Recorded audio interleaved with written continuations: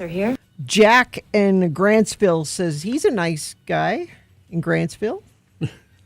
Okay. Why, that song is a classic rock staple, it says here. Well, because on this day, It's Alice Cooper's birthday today. Happy birthday. He's 78. It's interesting why he wrote that song. Cooper says he wrote the song lyrics about the reactions of his mother's church group to his stage performance, saying that there were worse things that he could do with his life and that the gloves are off now. you know, Alice Cooper, not his real name. You'll be shocked to learn that Alice Cooper is not his real name. You sure? Vincent Fumier. Fumier? Is that Italian or French? Fumier. French. Fum- Sounds French. yeah. So he's a Frenchie. Said the song was in the video game. It was in Guitar Hero. Sure, yeah. A Simpsons episode, Love Is a Many Strangled Thing, and the Family Guy episode, Mom's the Word. And it was used in Ash versus Evil Dead on TV. Mm-hmm. There you go. It's all over the place. Alice Cooper, apparently a really nice guy, a smart businessman. No more Mr. Nice Guy. He's not a... And you believe anything you hear in a song, don't you? And a good businessman, and he's been married to the same woman for 75 years or something like that. He chose the name Alice Cooper because he thought it sounded innocuous and wholesome, in humorous contrast to the band's image.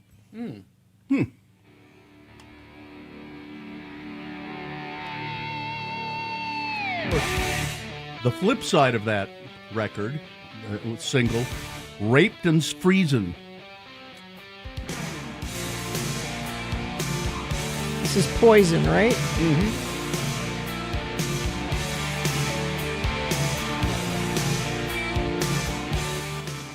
And there's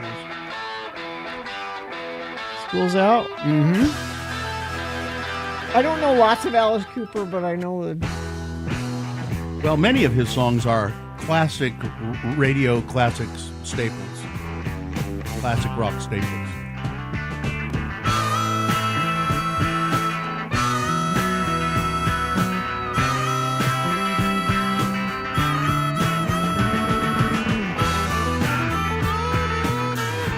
My son is a huge fan of Alice Cooper. Saw him last time he was here.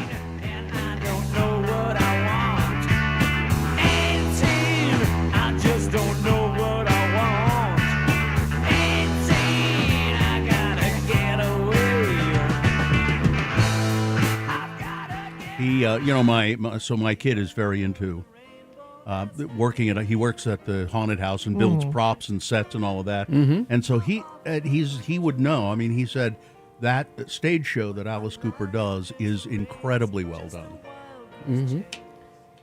My favorite Alice Cooper is, and I'll send it to you, Carrie, if you want to play a little bit of it.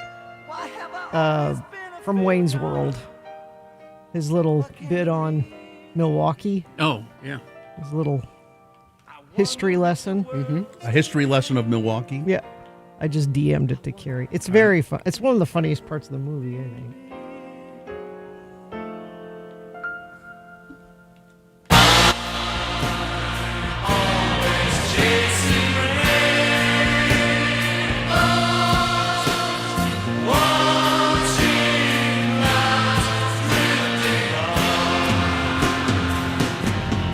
I'm always chasing rainbows. Effectively used in Guardians of the Galaxy Volume 3. Okay.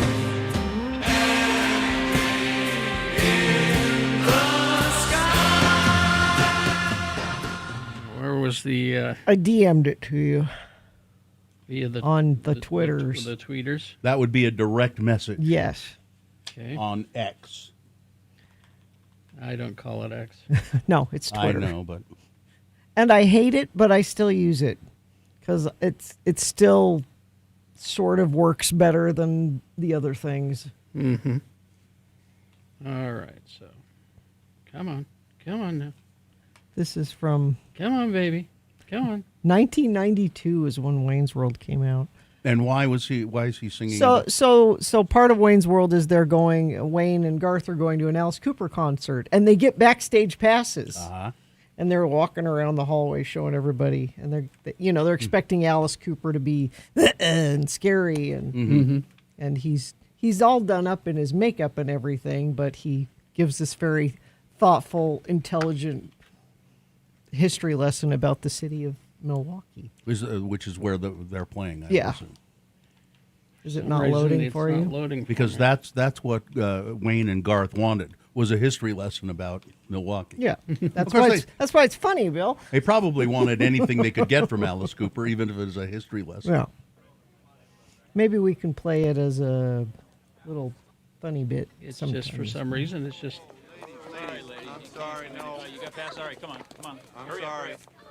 No, I can't let you in. I don't know why that's as loud as it will go. Alice, is this cool? Yeah, come on in. Sorry to bother you, but we had to come and tell you how much we really enjoyed the show, didn't we, Garth? Oh, thanks. We're not mental or anything, so don't be afraid. My name is Wayne, and this is Garth. Nice to meet you guys. So, do you come to Milwaukee often? Well, I'm a regular visitor here, but Milwaukee has certainly had its share of visitors. The French missionaries and explorers were coming here as early as the late 1600s to trade with the Native Americans. In fact, isn't Milwaukee an Indian name? Yes, Pete, it is. Actually, it's pronounced Miliwake, which is Algonquin for the good land. I was not aware of that. There's more, but for some I reason, it's retweeted just- it if you want to see it there. I don't know why. And you know who else is famous for Milwaukee? And Laverne and Shirley? no, it's Liberace. He's from Milwaukee? Yeah, Really? yeah. That's good. We have more on that coming up in the show. Really? Yeah. I think he's from Miliwake. Today is his birthday. Oh. Liberace's birthday. He'd We be could have a- opened with some Liberace. He would be 109 years old Wow. today, were he with us. But Behind the he's- candelabra? He's going to play. Yeah, Mr. Showbiz. He was Mr. Showbiz. He was also known as where I wrote it down here, Walter Buster Keys. Huh? He That called was a him. stage name? He called himself Walter Buster Keys. We'll talk about it coming up.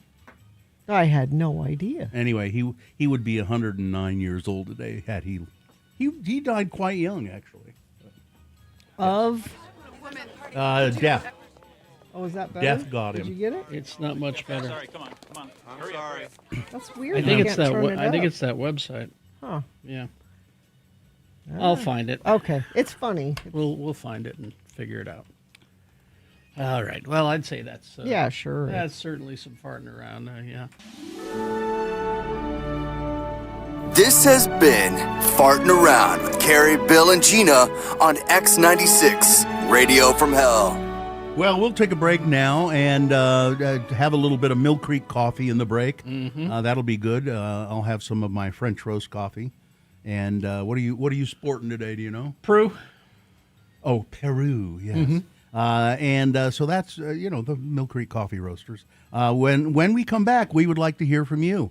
877-602-9696 is the number. You can call and check in with us. Tell us anything you'd like. Say anything you'd like, within the bounds of what the FCC will allow. 877-602-9696, or you can text us if you prefer to do it that way, and that would be 33986.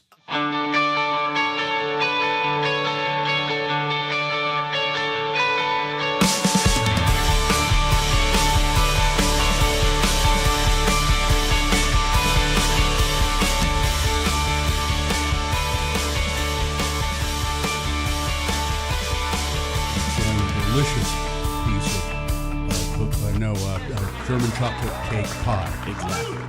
That's kind of weird, Travis. It's Travis the Pieman here. Hi, everybody. German chocolate cake pie. Exactly. We have an official pieman for the Yes. Radio from Hell show. Gina, by the way, I brought you your pie. Oh, It's a pie in a box. It's the McDonald's. It's the pie that she will eat. We know she'll eat that. You're the missing one, out. It's the one thing I have in common with Donald Trump. You're missing out. This is delicious. It's delicious. It really is, Travis. And also, Gina, since I couldn't get you pie, I got you something else. What? Well, you got me pie right there. Travis has got an. Oh, did he? Yeah. Yeah. Travis has been making stickers. Remain seated podcast stickers. Uh-huh. I Got the love graphic it. offline, was able to kind of jury rig a Aw. setup for it. So you've got some for the computer, for the laptop, for your car, whatever you want to do. I love it. Thank you. Travis, is it an Etsy store? Or where Yeah, is it's an it? Etsy store called store. Pieman Graphics, or if you search Pieman Graphics on Twitter, it now pulls up links that'll take you right where you need to go. You know, Gina, that those stickers have beard hair in them. Do they? Yeah, probably. That's okay. I'm not going to eat them. I try to pick them out, but picking out the beard hair makes it artisanal. This pie has beard hair in it, and it's delicious. It's just delicious. Well, my boys helped me with this one, and the 11-year-olds. Yeah, Travis further on. Travis sells stickers on his Etsy site. It's, That's awesome. He's been selling Geek Show stickers. Now, Travis, you it's Pi Day, Right. What do you know about the mathematical symbol of pi? Anything? It's the magical number that lets you calculate many things in geometry. The time that they actually celebrate it today, or at least the big math geeks celebrate it today, is today at 1:59 p.m. because then you get 3.14159, which are the first numbers of pi. Wow. I know. Okay. It's really you can get really geeky on this. So there's going to be math geeks at the bar at that time? At that exact time, they'll all raise a glass and they'll be good. Woo! And I mean, and there's little math things they come up with too, where they say that since there's 360 degrees in a circle, if you go to the 359th position of pi, there's 360 right there. If I understood math better, apparently it is this magical thing that you can calculate all kinds of things. It's an exact proportion that they figure is like a magic number throughout the universe. It helps things work. But we kind of adopted it too, is instead of just being pi as in the number, it's pi as in pie. Also, pizza today is big. I think Pie Pizzeria usually does some kind of special thing, or all the other pizza chains will do something special. I don't recognize the National Pie Day that they had back in January. Or February. We tried to call you out on that day, and it's just like Valentine's Day. It's a setup day where big pastry comes out and wants to sell pie. Big pastry. Big pastry. Big pastry. They tried to co-opt it. Exactly. Right. There's Screw only those two guys. pie holidays that I celebrate, and that is Pie Day and Pie and Beer Day on the 24th. Yeah. Yes. Because nothing's better than a fresh raspberry pie and a Pilsner. Now, Travis, I know you also have you lost your job some time ago. I don't know what you weren't fired, but it was a I'm no longer employed. Yeah. And so right now I'm looking for anything that's either integration or what is implementation. integration?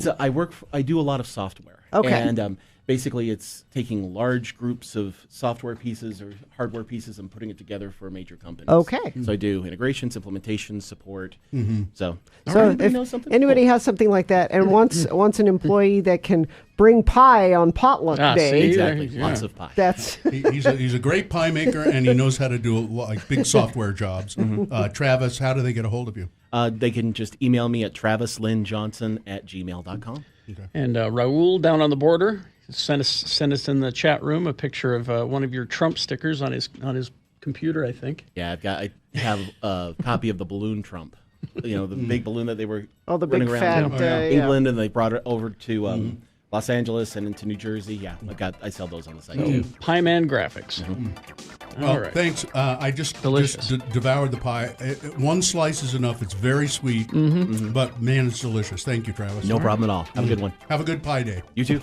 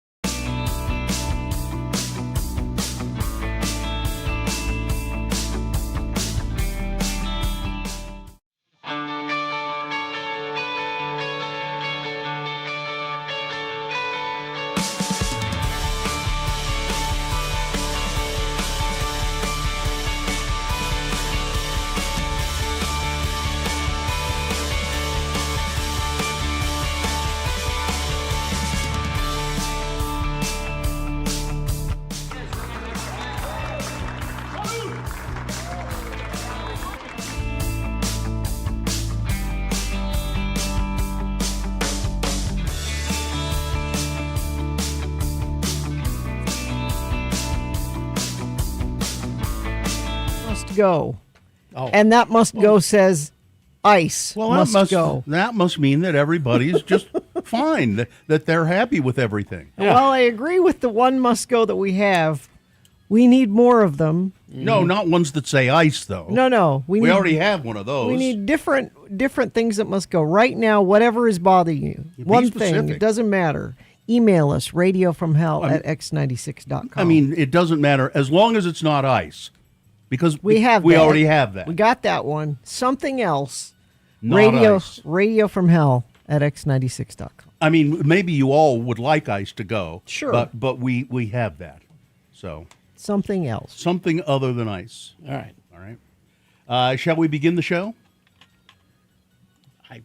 Are you guys? I just don't. If we don't begin, listen, Kerry. If we don't begin, we'll be here all damn day. All right. Okay. Okay. All right. Here we go.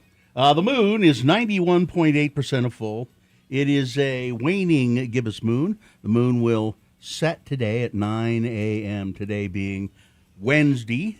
It's the 4th day of February in the year of our Lord Jesus Christ, 2026. It's Liberace Day. He was born in he died in 1987. And Gina, you asked, what did Liberace die of? Well, up to his death on February 4th, it's his death day today, February 4th, Liberace and his representatives publicly denied that he had AIDS. His dramatic weight loss was famously attributed to a watermelon diet. That's it? I'm on a watermelon diet. Initial reported cause, his personal physician originally listed the cause of death as congestive heart failure and emphysema, but the coroner suspected a cover-up. And the Riverside County coroner ordered a mandatory autopsy, and the postmortem confirmed that the actual cause of death was a cytomegalovirus pneumonia resulting from AIDS. He had been diagnosed in April of 1985, but chose to keep it private to protect his public image. But he was quite a guy. He was at one time he was the highest paid entertainer in show business, the very highest performer. You guys went to the Liberace Museum. We did. Didn't you? He also started the idea of a Las Vegas residency. He was the first person to kind of do that.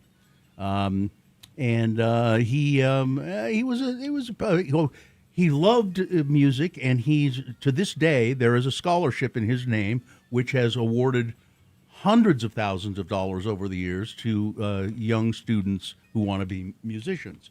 His name was actually Vazio Valentino Liberace, known as Lee to his friends, Walter to his family. He was also known as Mr. Showmanship, and early in his career he was known as, and he gave this name to himself, Walter Buster Keys, because he was playing really, hot jazz music in clubs to earn a living when he was young.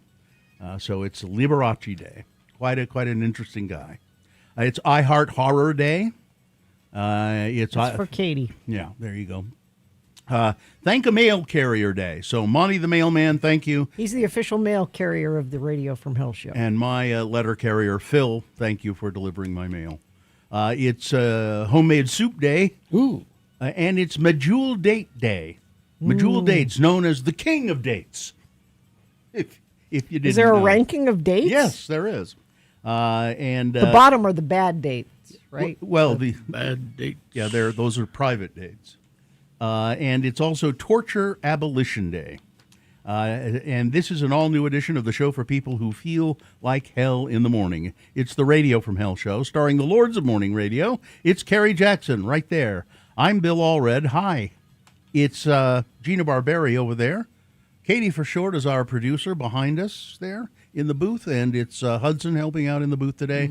And the dog Vax has already settled down for a snooze, so that he'll be able to beg food from people in the office later on today with all the energy he has. All right, we'll go to your check-ins at 877-602-9696. You can also text us at 33986. Brody in Rexburg, Idaho. Hi, what's going on? Good morning, Lords. I just wanted to call in and say, does Radio from Hell know how to party or what? No kidding. Man, do we ever. We're crazy. Yeah, we know how to get down. I'm just getting off of work from doing an overnight inventory, so it's just me decompressing on the couch and just trying to relax and maybe go to bed. What do you do to decompress besides just sit on the couch? I get a cat on me. That helps, I guess. Okay. Got my dog next to me. That helps too. And maybe a cup of tea later on. Oh, there you go. All right, bro. Thanks for checking in with us. Thanks, Brody. See ya. Thank you, Lord. All right, so let's see. Text check-ins. Oh, no, I forgot to email my things that must go. We'll get on that. Do it. We need them now. Radio from Hell at x96.com. Let's see. A lot of people from Grantsville checking in. Mixer driver Shane checking in from Monticello. Zane of Dallas checking in. No more Mr. Nice Guy. Good coffee name? Sure, yeah. Things that must go. It's not September 4th. That's when we move back up to Utah. Oh, good. Let's see. Good morning. Slow-moving morning check-in. Egg from Ogden. Jamaica John checking in. Thanks for the deep dive on Alice. Richard, who's not a dick, checking in. Seen Alice Cooper last year. Put on a great show. He even got beheaded by his wife. Oh, that's so... Yeah, he has a guillotine on stage. That's the big centerpiece of his show. Yeah. Government worker Alan checking in. Mike in Nashville. Johnny B. Calvin from the Dell. Sleepless and Sandy. Ron the Carpenter. Mr. G-Man. Let's see. Just signed back up for my Mill Creek Coffee whole bean subscription to be sent every 7 days to my house. Oh, I didn't know. We should mention that that's I didn't know thing. they did that. Yeah. I didn't know they did that. Yeah. Let's see. Dirty Cliff checking in. Let's see. Is this how you check in from the House of Sugar? Yes, you just did it. Michaela Verino, Moni from Taylorsville, Ed's friend Andy, Salem Steve, Cajun Truck, A. Arlo Gumby. Everybody's here. Chef Roy, Dr. Neil, Rose Park Sydney, Dave of Westbrook, Tristan from the most west of Jordans, Church Office Building Tyler, Woodworker Willie, Jello Salad Annie, Tim the Tree Guy. Everybody's here. Okay. Everybody's here, but not clogging things up on the roads, which is nice. I have no slowdowns or accidents to report, and you have not reported any to me, but you can. If you see something, please text it, 33986. All right, we're going to take a break, play a song for you. After that song, it's Big Boy News and a Pinuendo. And then Frank Christ presents the Dead Celebrity Game coming up. Your list of things that must go. They are needed. Radio from Hell at x96.com. Dr. Cobble will be here later as well. Boner of the day coming up too. Stand by. Vaxadan, our radio pup, finally has a sponsor. It's Zero Res, and this time of year brings a lot of dirt and things through your house, damaging your carpets. Vax says book your carpet cleaning appointment today. Not only do you get the fourth room free, but your animals will thank you with extra love. Go to zerores.com today.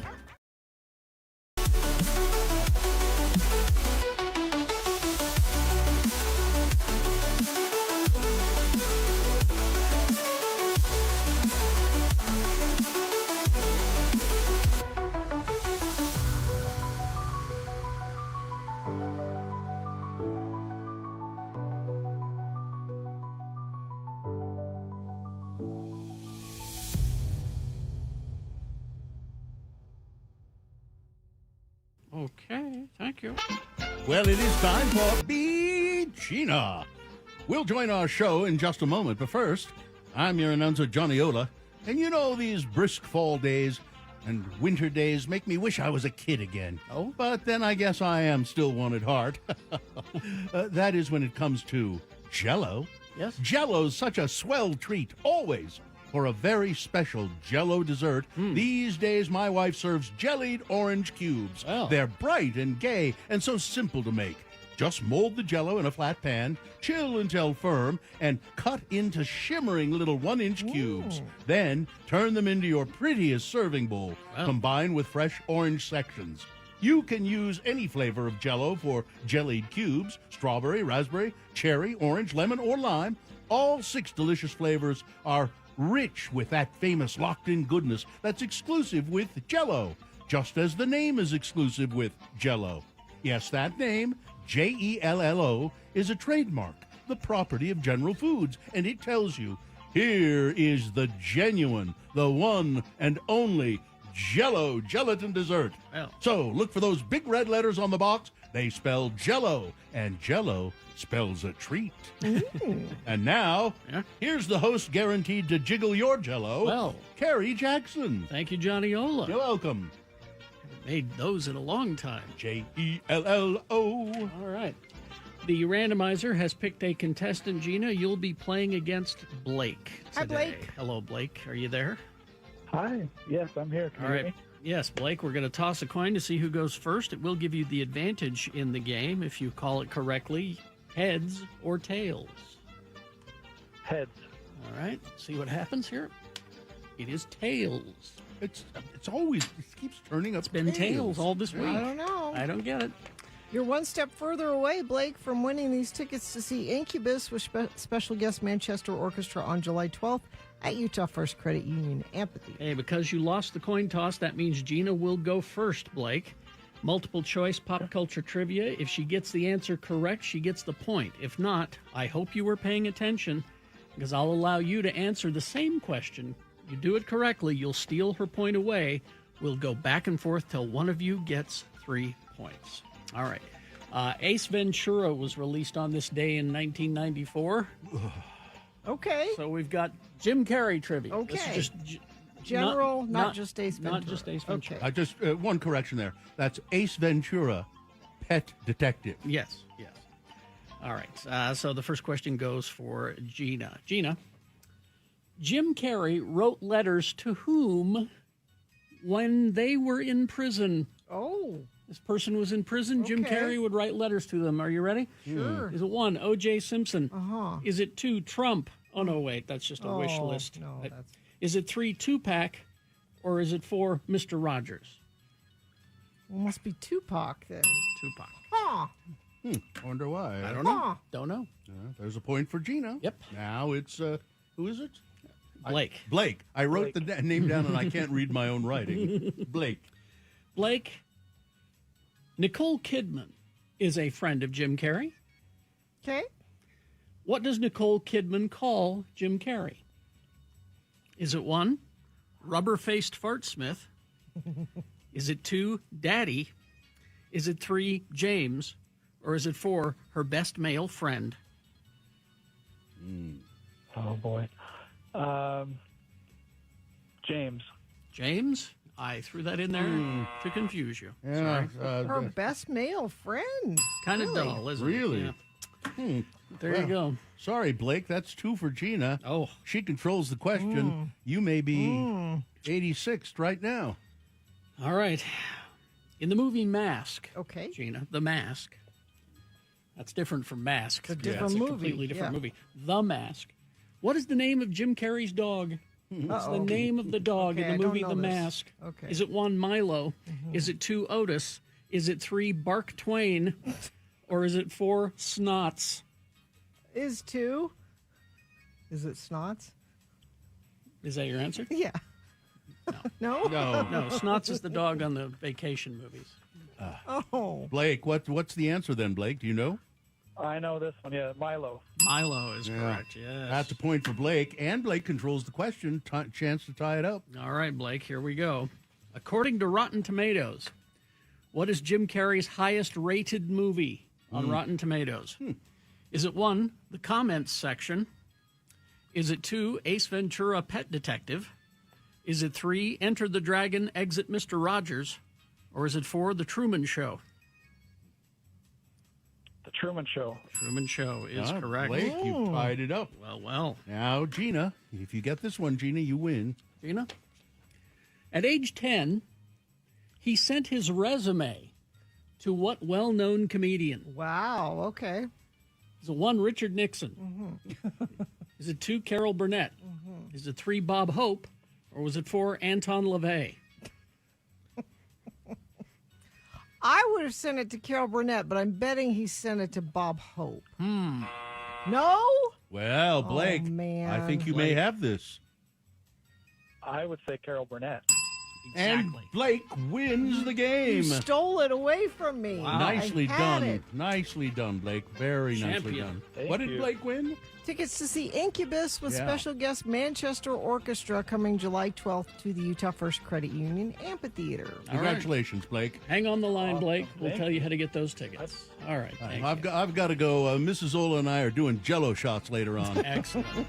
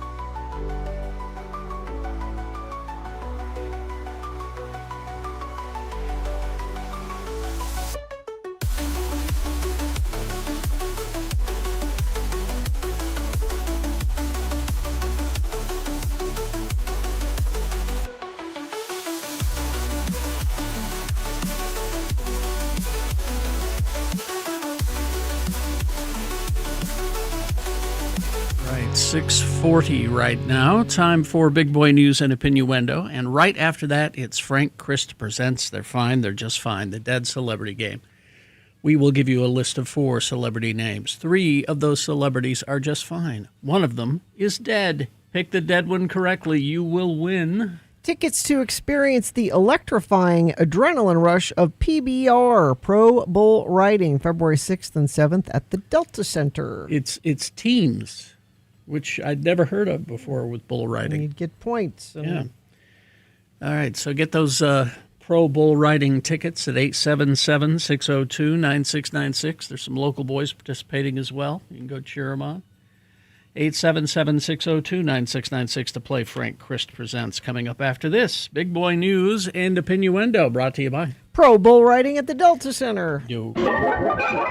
Oh, wait, we got to remember this. The views expressed on X96's Radio from Hell show do not necessarily reflect the opinions of Broadway Media, its management, owners, or advertisers. This program is intended for mature audiences. Parental discretion is advised.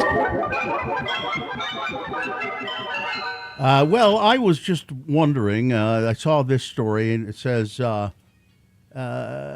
Madonna dances around her apartment in lingerie while lip-syncing to a 1992 erotica track. And I'm thinking, who wants to see that? Nobody. But she posted it. She did? Oh, yeah. Oh. The pop icon, 67 years old now, shared a new video of herself on Tuesday, February 3rd on Instagram, where she dances around in lingerie to the soundtrack of her 1992 track, Thief of Hearts, from her groundbreaking album, Erotica. She completed her look with leopard print fur coat, large hoop earrings, pair of tiny black sunglasses, with her signature blonde locks parted in the middle and worn in soft curls. But again, I don't know. For 67, she looks all right. I don't care. But I don't care. I don't. Yeah. I don't know why. Anyway, do something else. Yeah. We've seen this. Do something else. Do a trick. Make some new music or something. Do something else. Put out a line of soaps. Soaps? All right. Yeah, this Madonna soap. And then you can dance around with a soap, okay? Let's see. Graphic videos showing the killing of conservative activist Charlie Kirk while he spoke to a crowd at UVU has drawn millions of views. Screenshots from those videos were offered Tuesday as evidence in the murder case against Tyler Robinson, the man charged in Kirk's killing. But the full videos were not aired after defense attorneys objected out of concerns that the footage would undermine Robinson's right to a fair trial. I mean, if we saw what really happened, we might not give him a fair trial. Legal experts say the defense team's worries are real. Media coverage in high-profile cases like Robinson's can have a direct biasing effect on potential jurors, said Cornell Law School professor Valerie Harris. I think in some countries, I think in England, they clamp down on media coverage of trials and make it difficult for any kind, like the kind of coverage we have. You won't get it because they want to keep the. They want it to be fair. Yeah. There were videos about the killing. There were pictures and analysis. The entire saga of how this particular defendant came to turn himself in, said a leading expert on the jury system. When jurors come to the trial with this kind of background from the media, this kind of background information, it shapes how they see the evidence that's presented in the courtroom. Defense attorneys also want to oust TV and still cameras from the courtroom, arguing that highly biased news outlets risk tainting the case. It's hard. A case like this, it's already been so out there. I don't know how you rein it back in. Pretty famous. Yeah, well, just I don't know if you can rein it in, but I guess you could say we won't have more of it. Yeah. Let's not have more of it. There's already so much out there. In the absence of transparency, speculation, misinformation, and conspiracy theories, they are likely to proliferate around eroding public confidence in the judicial process. Prosecutors intend to seek the death penalty for Robinson, who is charged with aggravated murder in the September 10th shooting of Kirk. Let's see. Oh, and now this Savannah Guthrie and her mother. Blood was found in the home of Today co-host Savannah Guthrie's missing 84-year-old mom, with the local sheriff confirming that authorities fear a possible kidnapping or abduction. The blood was found alongside signs of a forced entry and a struggle in the house in Catalina Hills, Arizona. It was not immediately confirmed whose blood it was. Nancy Guthrie, whom Savannah calls her best friend, was reported missing on Sunday. At this point, investigators believe she was taken from the home against her will. Detectives are looking into kidnapping or abduction. There is a $2,500 reward. Apparently, a ransom note was given to a local news outlet. Two ransom notes. And, one to the local news network and one to TMZ. Oh, that's right, TMZ.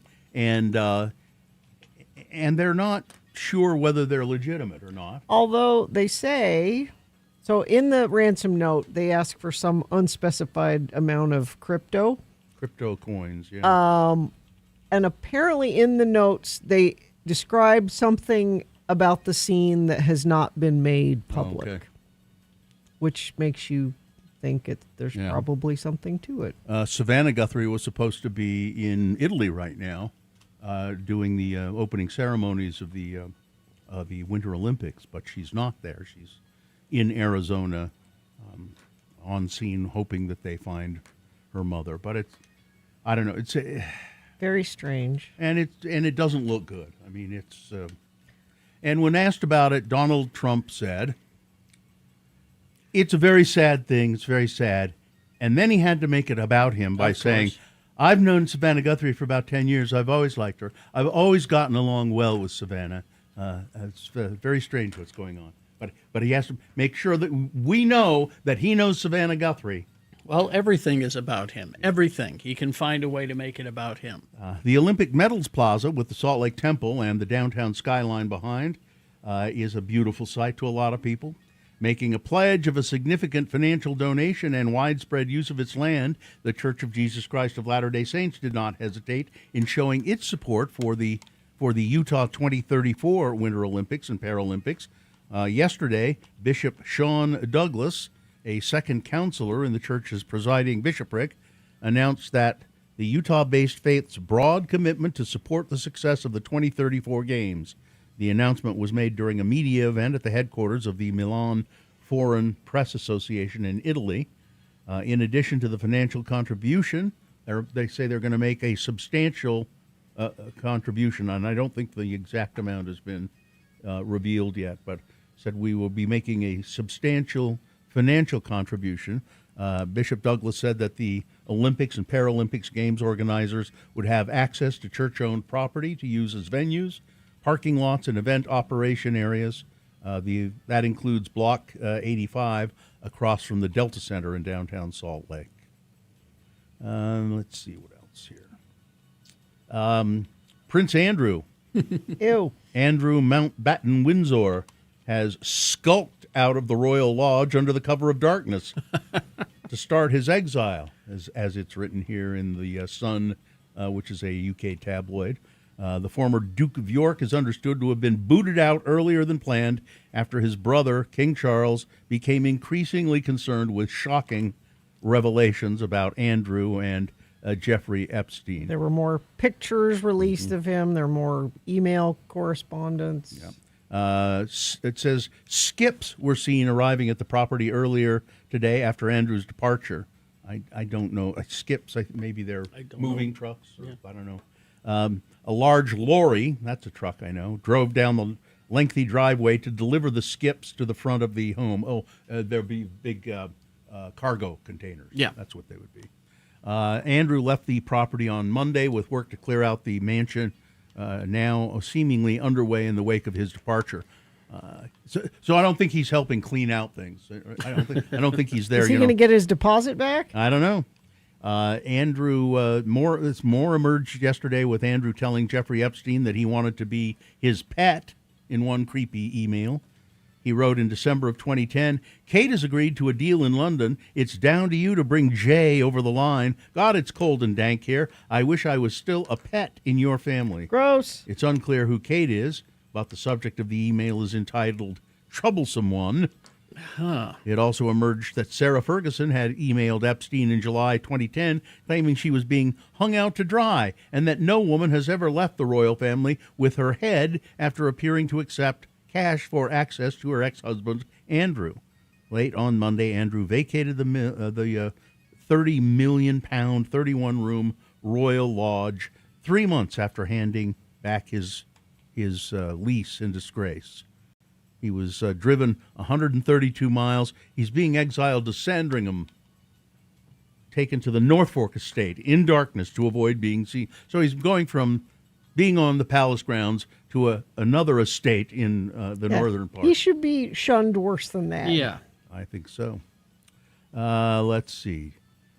Donald Trump says, I'm only renovating the Kennedy Center. I'm not going to tear it down. Yeah. Because I've never done that before. I'm not ripping it down, Trump told reporters in the Oval Office on Monday. I'll be using the steel. So we're using the structure. We're using some of the marble. Some of the marble comes down. They were Trump's first remarks on his intentions for the Kennedy Center since his social media post about the renovations on Sunday. For many, that post raised the specter of the East Wing, which Trump once suggested he would not touch, but which now sits in piles of frozen rubble. He gave his assessment of the building and explained how he arrived at his conclusion. Well, it's funny, in real estate and building, and I've done so much of that. I've done so well with it, Yeah. So you want to sit with something for a little while before you decide on what you want to do. It's in very bad shape. It's run down. It's dilapidated. And nobody wants to perform there. Oh, wait, that's not what. Yeah. He had just held a movie premiere there for his wife's new film. Gina, tell people what the Guardian said about the Melania film. They published a correction today. A correction to their review of Melania. Yeah, and the correction was, we gave it a 1-star review. Upon further reflection, we're giving it 0 stars. They gave it just. It was not. We were too kind. We're too kind. So Donald Trump, one of the things he's doing there with the Kennedy Center, he's putting marble armrests on the seats because that's comfortable. Yeah. Let's see. One final story here. Quickly. A popular potato chip brand is leaving its coastal hometown after more than 4 decades of operation. Really? The Campbell's Company owns the brand now. They're closing the Cape Cod chip plant. Oh, I like the Cape Cod in chip. Hyannisport, Massachusetts. Well, I think they're still going to make the chip, but not in Cape Cod anymore. Well, the brand was founded in Hyannis, a beach town known for its association with the Kennedys, and the plant will end production in April. The Cape Cod chips will be transferred to more modern and efficient plants. The main plants for Campbell's are in Beloit, Wisconsin. So I guess instead of Cape Cod, it should be Beloit chips. Yeah, there you go. So they're just shutting down the plant. That's sad. So there you go. Sports weather traffic. We're way out of time. The Jazz won last night. We need to mention that 131-122. They play the Hawks tomorrow. Let's see, Utah Mammoth home tonight. Tusks up at 7 against the Detroit Red Wings. BYU men's basketball is today at 7 o'clock. They're on the road at Oklahoma State. University of Utah home to Arizona State Sun Devils at 7. And Utah State on the road at New Mexico. That game, a late game at 9 o'clock. Weather, same. I hate it. I'm sorry. Traffic, pretty good. I don't have any accidents to tell you about. And let me check our message stream, see if Infiniteam has sent anything in. Nope, but if you see something, please feel free to text us at 33986. Frank Christ is here. Good morning, Mr. Christ. Hello, everyone. Frank, the Reaper of Celebrity Souls. The Grim Reaper. He is a skeletal figure. He wears a robe. He has a scythe.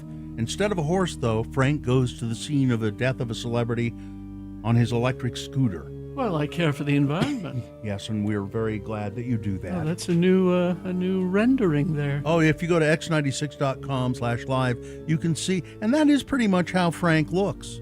That's a very nice rendering of your scooter. Yes, too. that's it's Italian. Frank joins us to play the game we call They're Fine, They're Just Fine. Yes. Yes. Frank has, he reaps the souls of celebrities, and it makes him sad to have to do that. I love our precious celebrities. Because?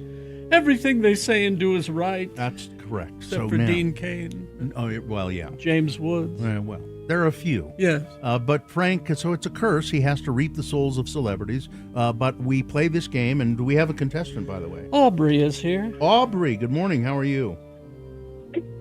I'm fine. I'm just fine. That's good, Aubrey. Aubrey, if you can identify the dead celebrity on this list that Frank has given me, he's given me a list of celebrities, 4 celebrities. 3 of them on that list are fine. They're just fine. But one of them Frank has taken. Identify the celebrity, and you will win what prize, Gina? Tickets to Pro Bull Riding February 6th and 7th at the Delta Center. You ready to play? Oh, yeah. All right, here we go. It's Torture Abolition Day, and so Frank has given me a list of actors in movies that feature themes of torture. Number 1, Fritz Weaver. He won a couple of Tony Awards on Broadway. His movie work include Black Sunday, Demon Seed, Creepshow, The Thomas Crown Affair. On TV, he had roles in Star Trek, Deep Space Nine, The X-Files, also a sci-fi movie, Day of the Dolphin. His torture scene movie was in Marathon Man, featuring a legendary dental torture scene. Number 1 is Fritz Weaver. Number 2, George Zunza, known for film and TV work including No Way Out, The Beast, White Hunter, Black Heart, Basic Instinct, Crimson Tide, Dangerous Minds. His professional stage debut was at the New York Shakespeare Festival's King Lear. His torture scene movie, The Deer Hunter, with traumatizing Russian roulette scenes during the Vietnam War. Number 2, George Zunza. Number 3 is Melissa Leo, a regular on the soap All My Children. She was a cop on Homicide: Life on the Street. She won an Oscar for The Fighter, and she starred in Wayward Pines and The Most Hated Woman in America, about the American atheist founder Madalyn Murray O'Hair. Her torture scene movie, Prisoners, in which a father kidnaps and tortures the man he suspects of taking his daughter. That's number 3, Melissa Leo. And finally, Anthony Heald, a character actor known for playing Hannibal Lecter's jailer in The Silence of the Lambs and Red Dragon, and for playing Vice Principal Scott Goober in Boston Public. He also had recurring roles in The Practice, Boston Legal, other TV roles, The X-Files, Cheers, and many others. His torture scene movie, 8mm, in which Nicolas Cage is a private investigator diving into the world of snuff films to determine if a murder was real. There you go, number 4, Anthony Heald. One of those actors dead. Aubrey, who is it? Number 1, Fritz Weaver. It is Fritz Weaver. He died back in 2016. He was 90 years old. Oh, too soon. Yes, there you go.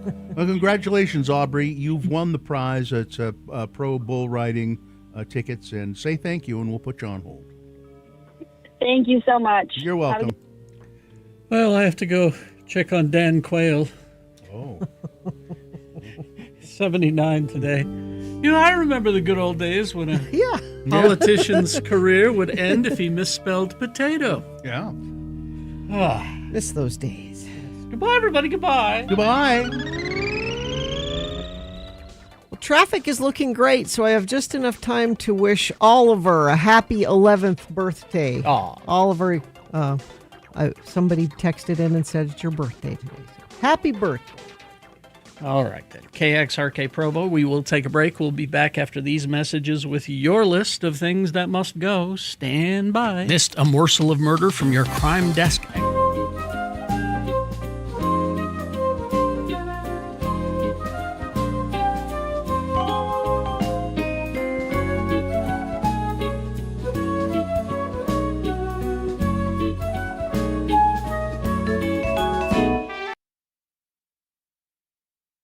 Spine. Spell it with me now. S-P-I-N-E. Spine. And now we'll use it in some dialogue, featuring our two Utah men, LeVar and LeGrand. Elder LeGrand Ardun Jr. has called his friend LeVar with worries on his mind. Never fails. It's always during my favorite show. Yellow. LeVar? Yeah. It's LeGrand. LeGrand, how's it going? I'm a worried man, LeVar. I don't know what to do. It's about Midge. Well, how is the lovely Mrs. Dunn LeGrand? Well, LeVar, she ain't herself these days. What do you mean she ain't herself? Well, who is she then? Well, she's Midge, but she's not Midge. Huh? Well, first off, she's been losing weight, LeVar. She may have knocked off close to 100 pounds. She had to go out and buy a whole new set of moo-moos. And they're designer moo-moos, too. The Don Ho collection. Well, that is odd, LeGrand. And she started to wear makeup again. Huh?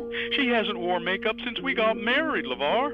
A woman with 16 kids doesn't have any place wearing makeup, LeVar. That is strange. And it's not even New Skin or Mary Kay, LeVar. It's that kind of makeup that Claudia Schifter wears. Anything else?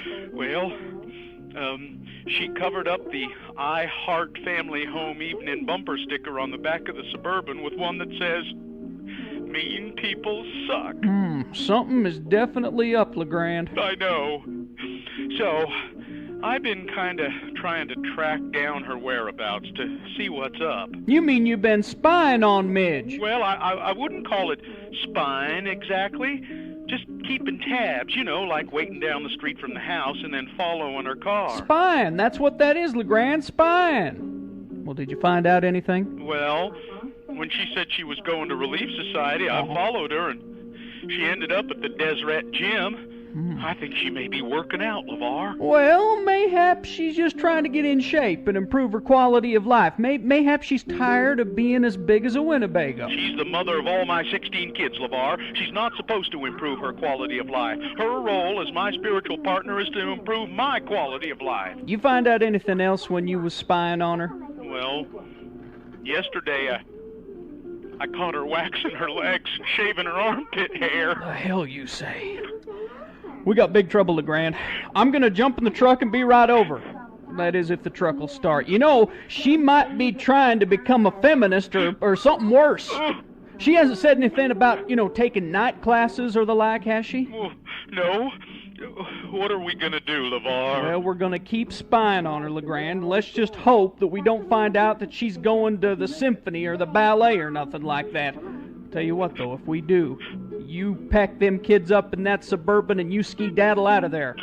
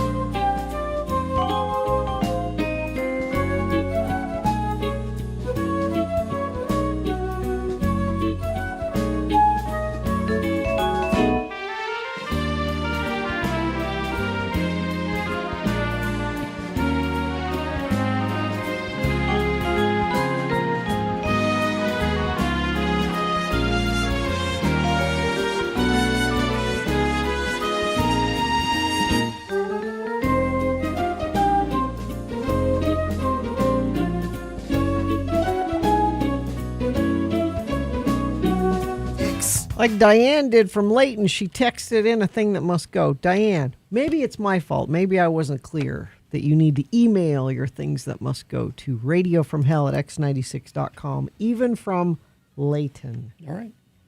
Is this sponsored? It's the Big O Tires President's Day sale. Buy 3 Big O brand tires. Get the 4th one free. That's 4 tires for the price of 3 from Big O Tires, the team you trust. Things that must go on the radio. From Hell Show. These are things that are bugging you, our dear friends of the program. Things that you've just had it. You've had it at least up to here and maybe up to there with. Things that must go from your life. And then finally you're the end of your rope and you say, I know what, I'm going to I'll unload on Radio from Hell and maybe they'll read mine on the air and it might make me feel better. And sometimes when we read these things, they actually do leave your life. So send your must goes to radiofromhell@x96.com. Put must go in the subject line and maybe we'll read it. I'll go first today. I have one of my own. I listen to NPR's All Things Considered fairly often, and I really get tired of this. At the end of an interview, when the news person is at the end of the interview and they say, well, so-and-so, thank you for being with us today. And inevitably, the person says, thanks for having me. Everybody says it every time. Thanks for having me. Thanks for having me. What should you say? Well, why don't you say, oh, you're welcome. I really enjoyed our conversation. Or, you're welcome. It's my pleasure to be here. Or, I hope I can join you again sometime. Or just anything. But anything. And it's everybody does it. Thanks for having me. Thanks for having me. Just a little variety, please. Let's see. This one doesn't say who it is, but we all know that ice must go. Okay. Seaman Dave here. The prep and simmer time to make a proper demi-glace must go. Amen. Not that it's not worth the effort, but I want that symptoms sauce now. I think maybe, I'll bet he meant sumptuous. Oh, sumptuous. It says symptom sauce. This one says, this is just D. My thing that must go is having 4 different autoimmune diseases that need to be treated, but I can't treat them until I get the newest one I've been diagnosed with under control. Then insurance tells me that I failed to meet certain medications or have failed to get certain medications before I can go on the next one for my disease. So you have to take a medication, let it fail, and then move on to the next one. Yep. So it's just ridiculous. My second thing that must go is cancer. Yes, I work at a cancer center, but I really wish we could eradicate it or do better preventative. And again, insurance, that some person on the other end that follows an algorithm to tell me what medicine I should give my patients, because it's the cheapest and not the most effective for the patient. Thank you for letting me listen, friend of the program since the beginning, D. And finally, this one, don't use my name. The owners of the company I work for must go. They're always bragging about how much money they're making, but they don't have enough money to give us raises. And the last several years, they've won the grand prize at the Christmas party. Wow. Carrie? All right. Let's see. This one from the foot of Mount Doom. Your home? Yes. Every electronic thing having a light to let you know it's on or off. There's so much light pollution in the bedroom. I want a dark room. I don't need little lights on everything. The TV, the cable box, the sound machine, the DVD player, the alarm, the CPAP, the toothbrush charging that I can see the light from the bedroom. Somebody please give this person a roll of masking tape. Yes.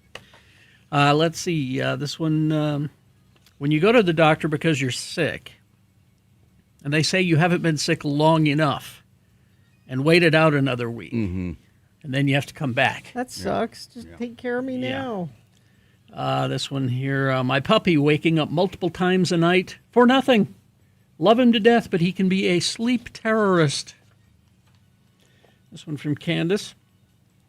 The older lady next to me at the movies, who kept texting during the movie, despite the teenager she was with telling her that is rude. The first time she pulled her phone out and telling her it was distracting very politely the third or fourth time, she just kept pulling out her phone. People bringing kids to not kid movies. Your baby is not going to like the loud noises and jump scares of Anaconda, so take them to something appropriate or get a dang sitter.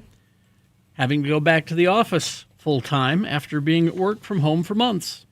I don't want to put shoes on every day. Let me stay home and work in my fuzzy slippers. Shoes. Physical therapy. I know it's good for me, but it hurts. My office, not having enough parking for all of us who work here. No. I was 10 minutes late because I had to park a couple of blocks away. Thank you, Lords. Candace. And this one from Sleepless in Sandy. My work starts at 6:30 a.m. For a long time now, I've gotten up extra early in order to be in my car by 5:30 a.m. because that is when I'm able to catch the playback of the previous day's Radio from Hell show.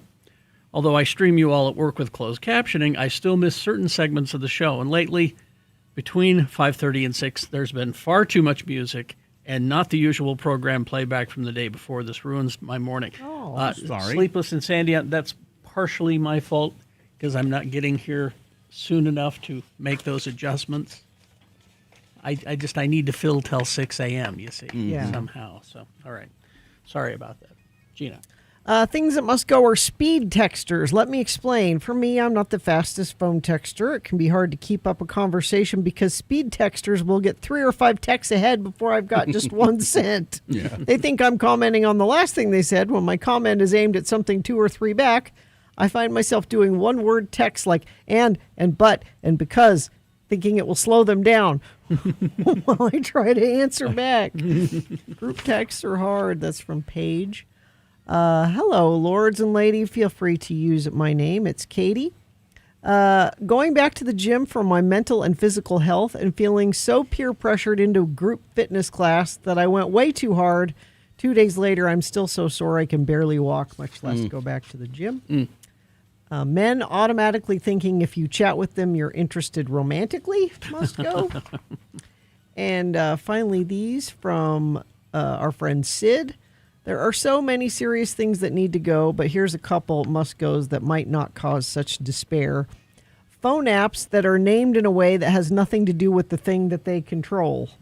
Like, when I need to check if my washer is done, I have to remember that the washer app is called Home HQ.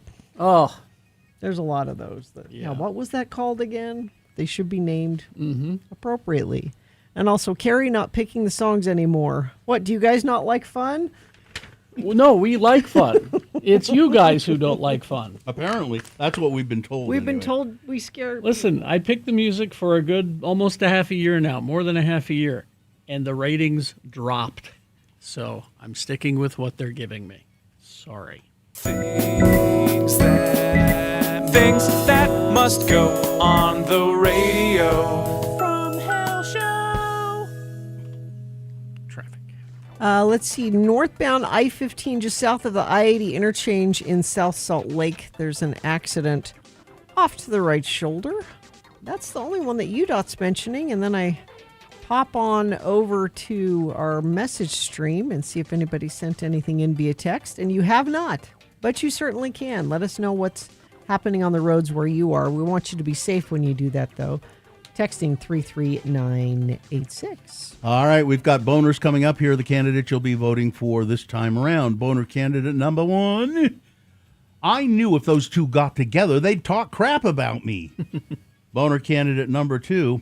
Well, she doesn't have any genetic ties to us. Oh, we love her, but, well, you know. And boner candidate number 3.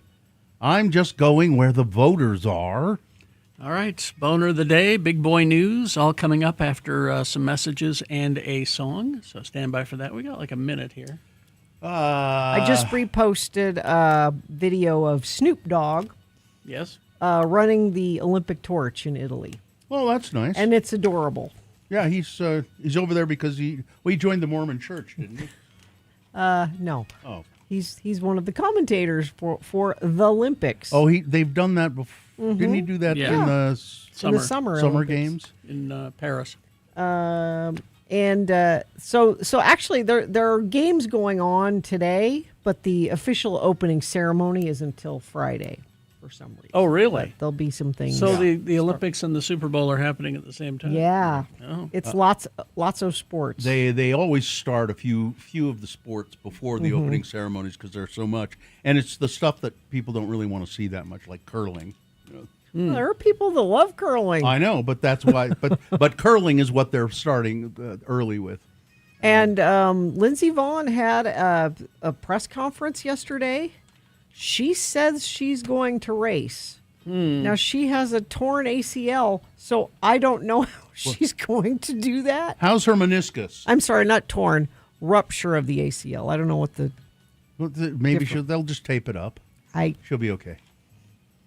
This will be one of the great stories of the Olympics. Do you suspect that she may not actually race? No, I don't think you get in Lindsey Vonn's way. I think you get out of her way and let her do what she wants to do. She'll be fine if she has some high doses of vitamin C. Yeah. Well, ivermectin too. Ivermectin perhaps could probably help.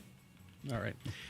Let's do Lim Jewelers, and then we'll do the damn contest. Lim Jewelers, Gina. We were doing that. Let's see. Well, yeah, our friends at Lim Jewelers. I say friends because they're locals. They're friends of the program, and it's a family-owned business. 4 generations of jewelers at Lim Jewelers. When you go into Lim Jewelers, they're right there in Midvale, 574 East, Fort Union Boulevard. You will talk to a Lim, a member of the Lim family. If you're lucky, you'll talk to Larry, the head of the family. But everybody that works there is super nice. Yep.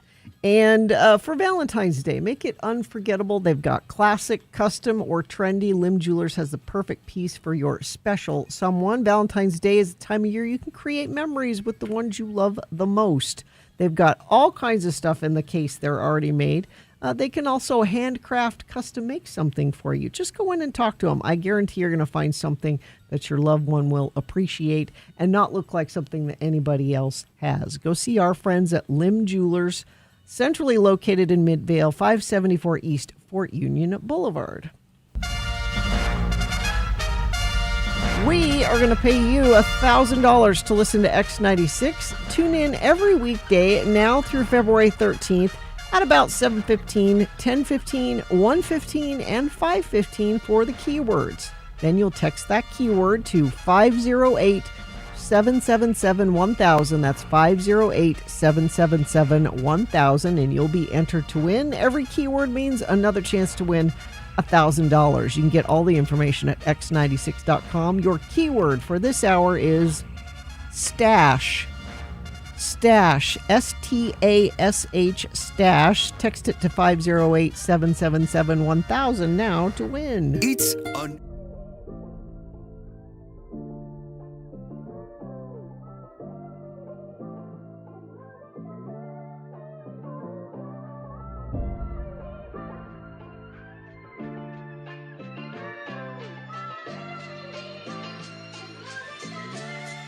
Of course, tomorrow is April Fool's Day. Yes. And you find this, now I just happen to find this from Reader's Digest, which I didn't even know was still around. It says, a trusted friend in a complicated world. 56 pranks you can pull on people on April Fool's Day. 56? Yeah. Now, I'm telling you, I'm not going to read all of them, obviously, but if you did any of these things, if you do any of these things, you're a jerk. You're a turd. Your friends will not like this. Here's one called Coffee Talk. If you know somebody who drinks coffee and they put sugar in it, sneak salt in the sugar bowl. Don't do that. So that when they put the salt in their coffee, wouldn't that be funny? No. How about peanut butter and jelly, or peanut butter and laughs, it says here. Get some crunchy peanut butter and surreptitiously smear it on somebody's shoe, because you know what it'll look like, you know what? Dog poo. It'll look like dog. Wouldn't that be funny? Bug alert. Put out a sign that says this property infested with bugs, and then put it on your front door. Soapy shower. Unscrew your shower head.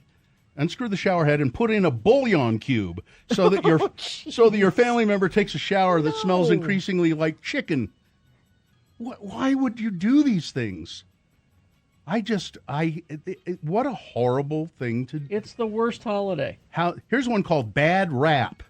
Completely wrap a loved one's car in saran wrap. Oh, I hate that And one. then shoot silly string all over it. Oh, silly string. Yeah. Silly string makes everything better.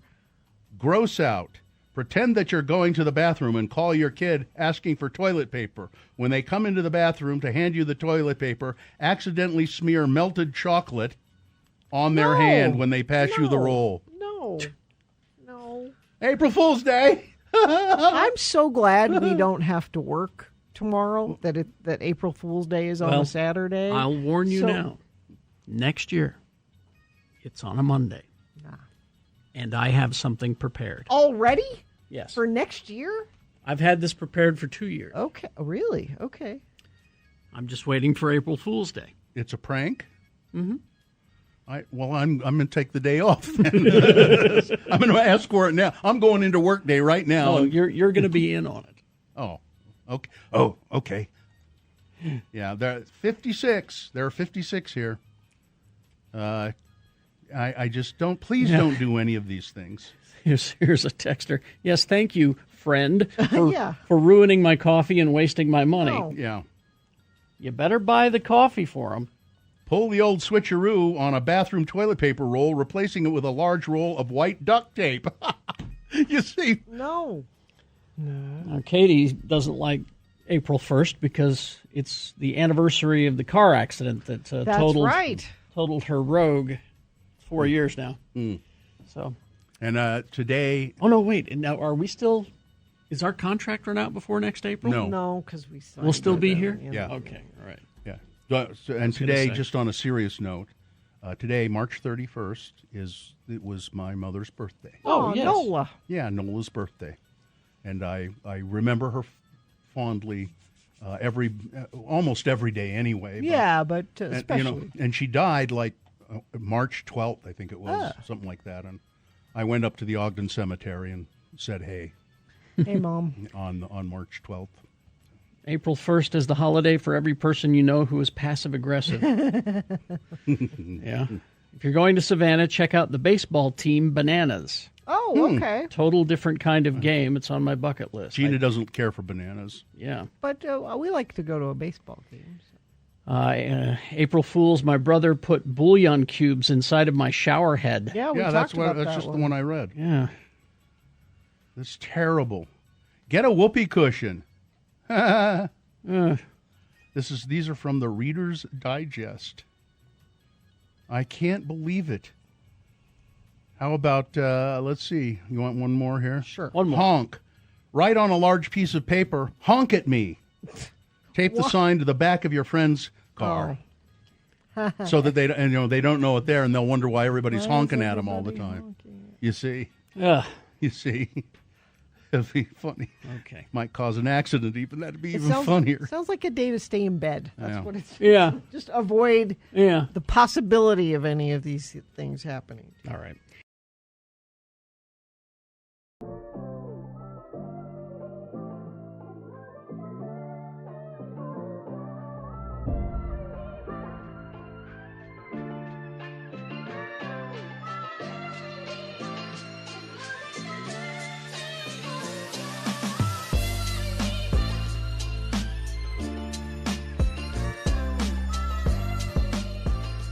So, you want to see my bowling shoes? Oh, aren't those nice? Should we get to these emails of interest? Emails of interest. This is a short one, and it's for Katie. It says, I haven't been able to listen lately. Who is this from? Gabrielle. I haven't been able to listen too much lately, but because of my work. So I don't know if Katie knows about this. Mother's Animal Cookies, the Mother brand cookies. Oh, And they yeah. do animal cookies. And I they love those. They do frosted ones, and they do grams. They now come in dinosaurs.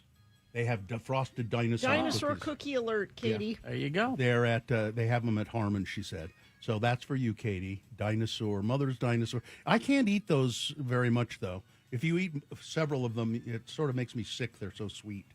And then this one says, "Hey guys, I used to listen to you a lot in high school. back in 2005 through 2008. Those were the Bush years, and I really enjoyed having you guys explain the news to me. I'm now 35 years old. I live in the Baltimore, D.C. area. Be more. Yeah, I love it here. We have been so devastated by this administration's pure evilness, though. Yep. Sure. I have been losing sleep, and I have been losing weight because of it. So I've turned back to you guys for comfort. I've been enjoying all of, especially Big Boy News. It's been really warm and familiar. You know, it's like Grandma's soup, but silly and edgy. Edgy soup. Yeah. What you guys do matters. Community. Oh, I meant to look this up. It says community is praxis. Praxis. That doesn't mean anything to me. Praxis is a Klingon moon. I don't know. Community is praxis. Salt Lake City is a better city because of you guys. Live long and prosper, bitches. Praxis is, let's see. Love Andy. The process by which a theory, lesson, or skill is enacted, embodied, realized, applied, or put into practice. Praxis may also refer to the act of engaging, applying, exercising, realizing, or practicing ideas. So community is praxis. The community that we have here. Yeah. The radio is engaging. Engaging. Yeah. Okay. That's nice. Oh, and Berg is right to correct me. It was a Klingon moon. It exploded. Oh. Excuse me. That was fast. Really? That was really fast. I should have realized that. All right. So anyway, those are the emails of interest. Thank you, Andy. And there was another email that I'm going to have to respond to. It was kind of sad because it's somebody who said, I miss hearing Sister Dottie Dixon. Why isn't she on the air anymore? No. It's someone who didn't hear who didn't know that our dear friend Charles died. What has it been? A couple of years now? Yeah. The creator of Sister Dottie Dixon. Maybe we can find an old. Well, we usually do around Pride time. We find some old Sister Dottie we do. to play. And we're coming up on that time, aren't we? June, yeah, usually. Yeah. All right. Well, there's your emails of interest. Right now, it's time for Boner of the Day. Remember, boner means mistake. It's a bad thing. All right. You don't want it. You don't want to be Boner of the Day. No. It's and it means mistake. Yes. In the These are classic sense. 3 news stories. They are examples of bad, stupid, or funny human behavior. You will decide with your vote of these 3 candidates which one is the worst, which one should be Boner of the Day for today, February 4, 2026. We'll give you 2 candidates now, a third after the news. Once you've heard all 3, then you will vote. One of you lucky random boner voters will receive. A Can't Buy It, Gotta Win It. Carrie is rushing to the camera to show you what our brand new style boner t-shirt looks like. There it is. It's good looking. Radio from Hell boner t-shirt. All right, here's boner candidate number 1. I knew if those 2 got together, they just talk crap about me. Darling, I'm... Oh, sorry. An Ohio woman who fired multiple gunshots at a home during a New Year's Eve party, seriously injuring one partygoer, has been found guilty of attempted murder. Olivia Clendenin was also found guilty by a jury of 2 counts of felonious assault and 1 count of illegal discharge at or into a habitation. The shooting occurred at the home in Clear Creek Township. Prosecutors allege Mrs. Clendenin became aware that her husband and her boyfriend were at the same party together. Well, we can't have that. Soon after they both found out about the relationship each had with Clendenin. Clendenin allegedly attempted to convince her husband to leave the party, and when she wasn't successful, she returned with a .40 caliber handgun and fired 8 shots, hitting a 29-year-old man who was sitting on the couch just watching the whole thing, hitting him in the abdomen. Clendenin's husband informed police, I think my wife was the one who did this shooting. It's kind of the thing she might do. Yeah. The victim had simply been invited to a New Year's Eve party and found himself in the middle of Clendenin's barrage of gunfire, said Warren County Prosecutor David Forsnell. Clendenin may have started 2025 as a free person, but now will spend the rest of 2026 and at a minimum the decade thereafter incarcerated. for attempting to murder at least one of her romantic interests, albeit striking and almost killing an innocent bystander. What was she worried they were talking about? That's what I want to know. Well, I don't think they knew of each other. That's what she was worried about. She's married, and she also has, it wasn't an ex-boyfriend. Oh. It was a current boyfriend. Boner candidate number 1. I knew if those two got together, they'd just, talk crap about me. Boner candidate number 1. Here's boner candidate number 2. Well, she doesn't have any genetic ties to us. I mean, we love her, but you know what? A couple in Florida is suing a local fertility clinic for implanting them with the wrong embryo, resulting in a child who has no genetic ties to either of her parents. Tiffany Score and Stephen Mills underwent IVF treatment in April of 2025. The treatment was successful, and their daughter Shay was born in December. But according to the lawsuit, genetic testing showed that Shay had no genetic relationship to either of the plaintiffs. You can tell by looking at x96.com/live, she clearly does not look like that. The baby, she is a lovely little baby, and she's perhaps of Indian descent. That's what I was thinking, yeah. She's a little brown-skinned baby. We are profoundly grateful to have Shay in our lives, and we love her immeasurably, but we also recognize that we have a moral obligation to find her genetic parents, Score wrote. I don't understand why this is difficult, because if Shay's embryo was at the fertility clinic and they wrongly implanted it in this woman, whoever she does belong to, they have DNA of that person. Can't they just type cross whatever the baby's DNA is with other people at the clinic? You'd think you'd be able to find it very easily. I would think that the clinic is not making it easy to do that. The clinic is trying to not. It wasn't our fault. It's that kind of thing, and I think they're making it difficult. The attorney said that the lawsuit doesn't seek any significant damages from the clinic, but they want cooperation as the family tries to identify Shay's genetic parents and locate their own embryos. And then maybe they could work out a trade. I don't know. Is this clinic not familiar with the alphabet? Couldn't you just file it alphabetically, and then you could find the embryos? You would think. Boner candidate number 2, she doesn't have any genetic ties to us. I mean, we love her, but, coming up in a moment, boner candidate number 3, I'm just going where the voters are. Boner candidate number 3 coming up after this. Big Boy News and Opinioendo brought to you by Common Spirit Health, hospitals, clinics, and caregivers all connected to advance healthcare with human kindness. In Colorado, Kansas, and Utah, Common Spirit Health, human kindness lives here. And remember, the views expressed on X96's Radio from Hell show do not necessarily reflect the opinions of Broadway Media, its management, owners, or advertisers. This program is intended for mature audiences. Parental discretion is advised. Aw, damn it. What? Patrick Mahomes Sr. arrested again. I was going to say again, because this isn't the first time. This is a probation violation. On Tuesday, the 55-year-old father of NFL star Patrick Mahomes booked into the Smith County Jail in Texas for consuming alcohol, which, he has an alcohol ankle monitor. And it delivered a high reading on January 1. He then took 2 urine tests on January 5th and January 9th, and they both came back negative at the time. A motion has been filed, though, to end the violation, and Mahomes can challenge the allegations. His probation stems from his third DUI arrest. At the time, his blood alcohol content was 0.23 when an officer pulled him over in Tyler, Texas. He was arrested just 8 days before his son and the Kansas City Chiefs beat the 49ers in the Super Bowl that year.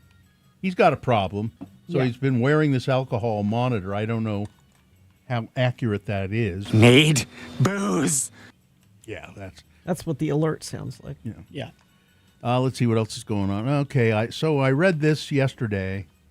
Popped up on my phone from the Salt Lake Tribune, and I read it and screamed and spat upon the ground. A Utah lawmaker right away wants to allow concealed firearms permit holders to take their guns to Utah Jazz and Utah Mammoth home games. This is a horrible idea. As well as to concerts Why? and other events held at the Delta Center and a host of other venues around the state. Quote, we are a Second Amendment state, said Representative Candace Perucci of Harriman, and we have a really robust concealed carry permit. The idea would be that if you're going to accept state dollars, we should at least have a discussion on if you're going to be prohibiting somebody's Second Amendment rights while you're there. Perucci's House Bill 452, which was unveiled yesterday or Monday, would require any private entity, business or venue that has received more than $1 million in public funding to allow concealed firearms permit holders to bring their guns to events. 2 years ago, the legislature appropriated nearly $1 billion in subsidies to Salt Lake City Sports and Entertainment District to help attract an NHL team to Utah, renovate the Delta Center, and pay for other improvements to the area. I mention this every time we talk concealed carry. Carrie and I took the class. Yeah. And what I got from the class was, you don't have to know how to shoot a gun, really don't. how to handle a gun. We never handled a live gun once in that whole class. I could have walked out of there and put a loaded gun in my purse and walked around. And I said, I have no business doing that. I don't know how to handle it. Currently, the NBA explicitly prohibits firearms at all games.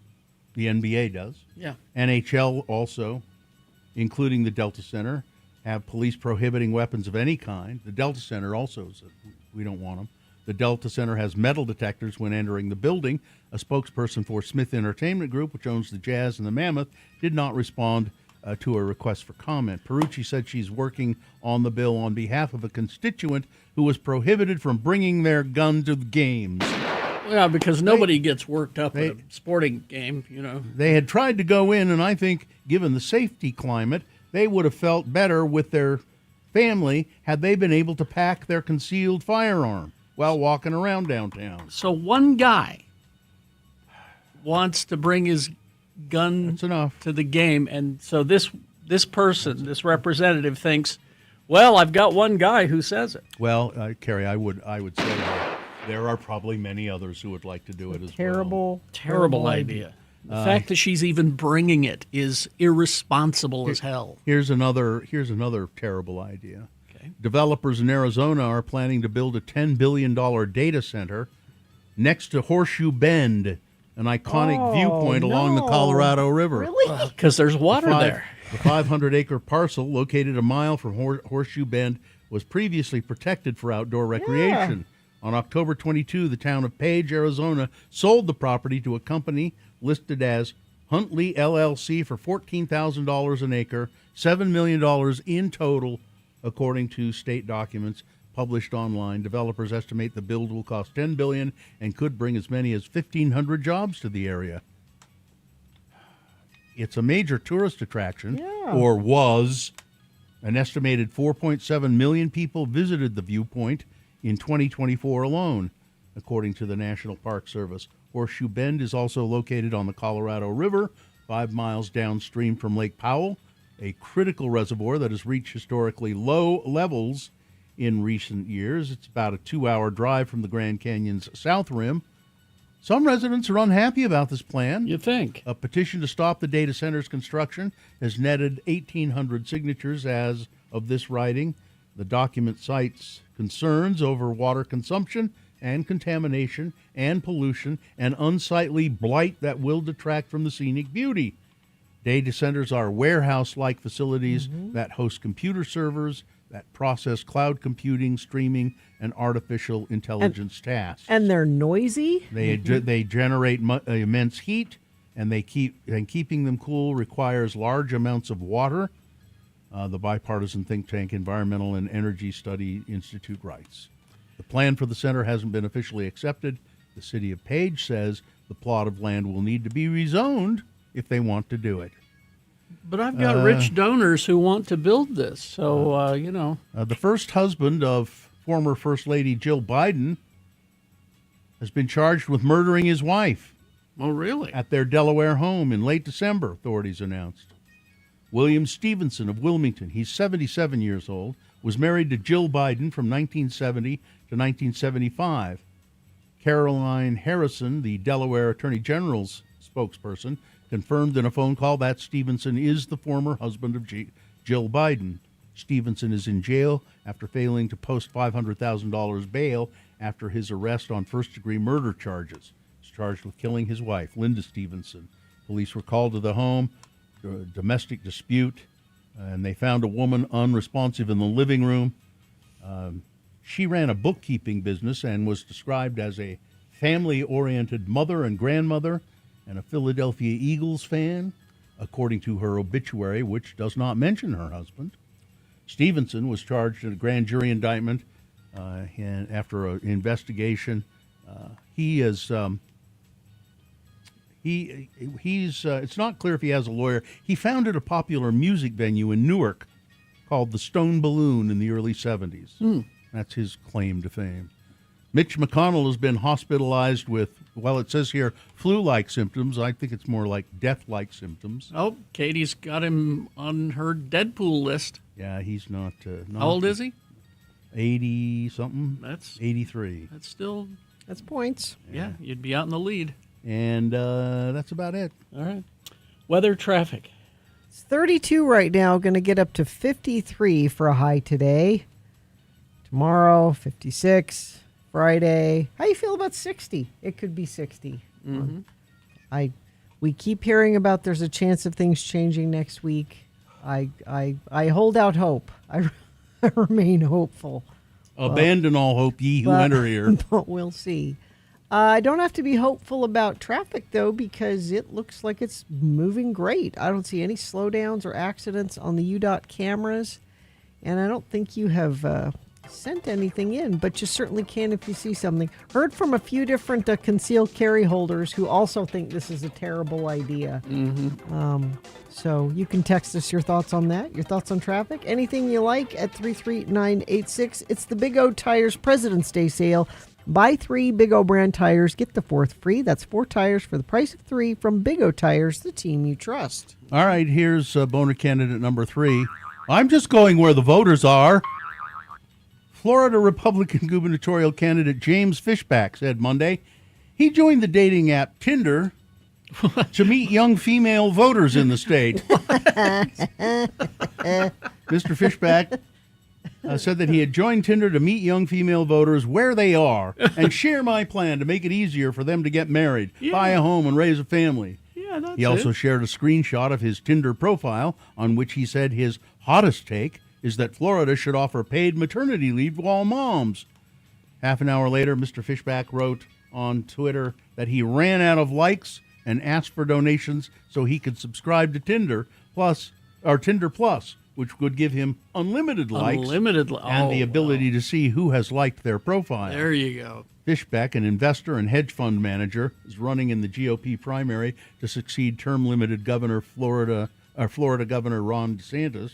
A survey conducted by Patriot Polling from January 19 to 29 found that more than 22% of likely voters said that they were more likely to back Fishback, as opposed to more than 37% who said they were more likely to support Representative Brian Donalds, the frontrunner in the race, who Trump endorsed last year. Fishback has also directed multiple racist remarks at Donalds during the campaign, including when he wrote last month that the House member, whom he called Byron, wants to turn Florida into a Section 8 ghetto. Classy fellow. So many things I dislike about this person. Yes. Hey, I'm just going where the voters are. Boner candidate number 3. Let's review the first 2 and vote. Boner candidate number 1. If I knew if those two got together, they'd talk crap about me. This is a woman who finds herself at a party with her husband, and then her boyfriend, who her husband does not know about, is also now at the party, and they start talking. Oh, boy. She goes and gets her gun and shoots the place up. Boner candidate number 2, she doesn't have any genetic ties to us. I mean, we love her, but this is a Florida couple suing a fertility clinic for implanting them with obviously the wrong embryo. They are a white couple, and they have a little brown baby. And boner candidate number 3, I'm just going where the voters are. All right, let's get to voting. Time to vote. 1, 2, or 3. Remember your candidate number. The one that you think should win. The one that you think is the worst. 1, 2, or 3. Put that single digit in the message of a text and text that to 33986. Or you can call Katie in the producer's booth. She'll take your live voice vote at 877-602-9696. Or you can go online. Just look for the box that says Boners, February 4, 2026. Click and vote. If you don't see that box, refresh your browser. It'll appear. Click and vote.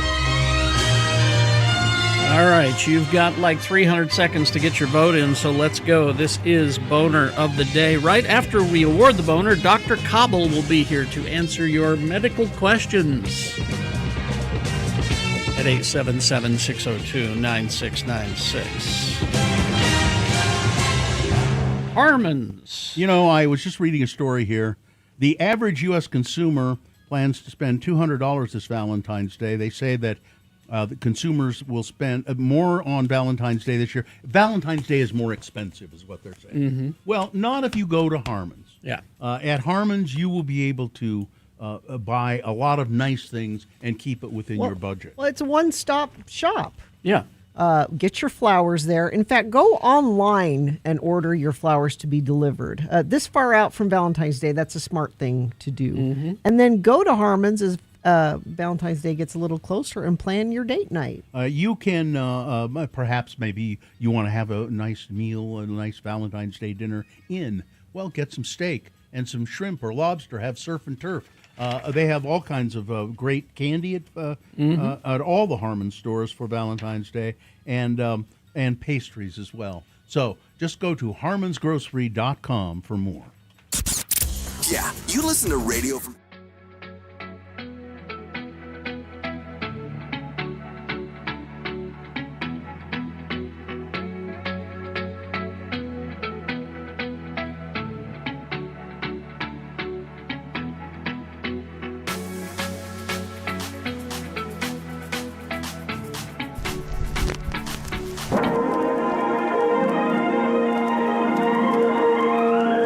It's often said that people of Utah speak a language all their own. It's a language that's often confusing and even incomprehensible to newcomers here in the Beehive State. So, Radio from Hell presents a handy guide to help everyone understand how the natives speak. It's the Utah Word of the Day, and today's word is... Claps. C-L-A-P-S. Claps. With special thanks to Brett Favre for suggesting some time ago that we revisit this word. And to do that, here is the mayor of Mona, Utah, Don Criddle, and his boy Denver. Again, the word is claps. Denver, you know as much as I know that Mona is a very small Utah town. And as such, I, Don Criddle, as the mayor of Mona, also have to do other city jobs. You like being the city garbage man, don't you, Daddy? Well, as a matter of fact, son, I don't mind that at all. I find all kinds of good stuff to bring home to us. But it's some of the other jobs that give me a pain in the you-know-where. You mean being in charge of the waterworks and being the Mona City building inspector gives you a pain in the ass? Denver! Oh. In our family, we do not say a blank blank unless we're reading the Bible. Oh. And even then, we say it real low. You know, like in the Old Testament when it says, and Balaam rose up in the morning and saddled his ass and then went with the princes of Moab. You just say it's a pain in the you-know-where. Most folks will catch your meaning. Okay, Daddy. But why don't you like being the Mona City building inspector? Ain't it fun telling people that their project is all wrong and they got to tear it down and start over? Well, sometimes yes and sometimes no. Like right now, it's a no. Son, what are you building here in our backyard? Well, I'm building an acting stage, Daddy. A stage for doing shows and play acting on. I went to a show down to the Nephi City Rec Center, and it was so exciting. Some men dressed up like pretty ladies, singing songs, and then everybody claps. I want to be an actor, Daddy. I want to sing some songs, so everybody claps. That's why I'm building this acting stage, so I can invite the town for my show. I can hear it now. When I sing my songs, the whole town claps for me, Denver Criddle, actor. Firstly, son of mine, there ain't never going to be that kind of show here in Mona City. And secondly, there ain't never been actors in the Criddle family line, and there ain't never gonna be either, if you catch my meaning. And thirdly, that stage you are building is rickety and dangerous. So in my role as Mona City building inspector, this is a stop work order. Tear that stage down. But, Daddy! That is an order. Besides, the way you've been building it, if a person was to set foot on that stage, why, the whole thing would just collapse. It would collapse, I tell you, and then me and your mother'd be the ones liable. So down it comes, Olivier. Oh, and make sure you straighten all them pulled nails so we can reuse them, too. Join us again some other time as we examine how the Utah natives speak with the Utah Word of the Day.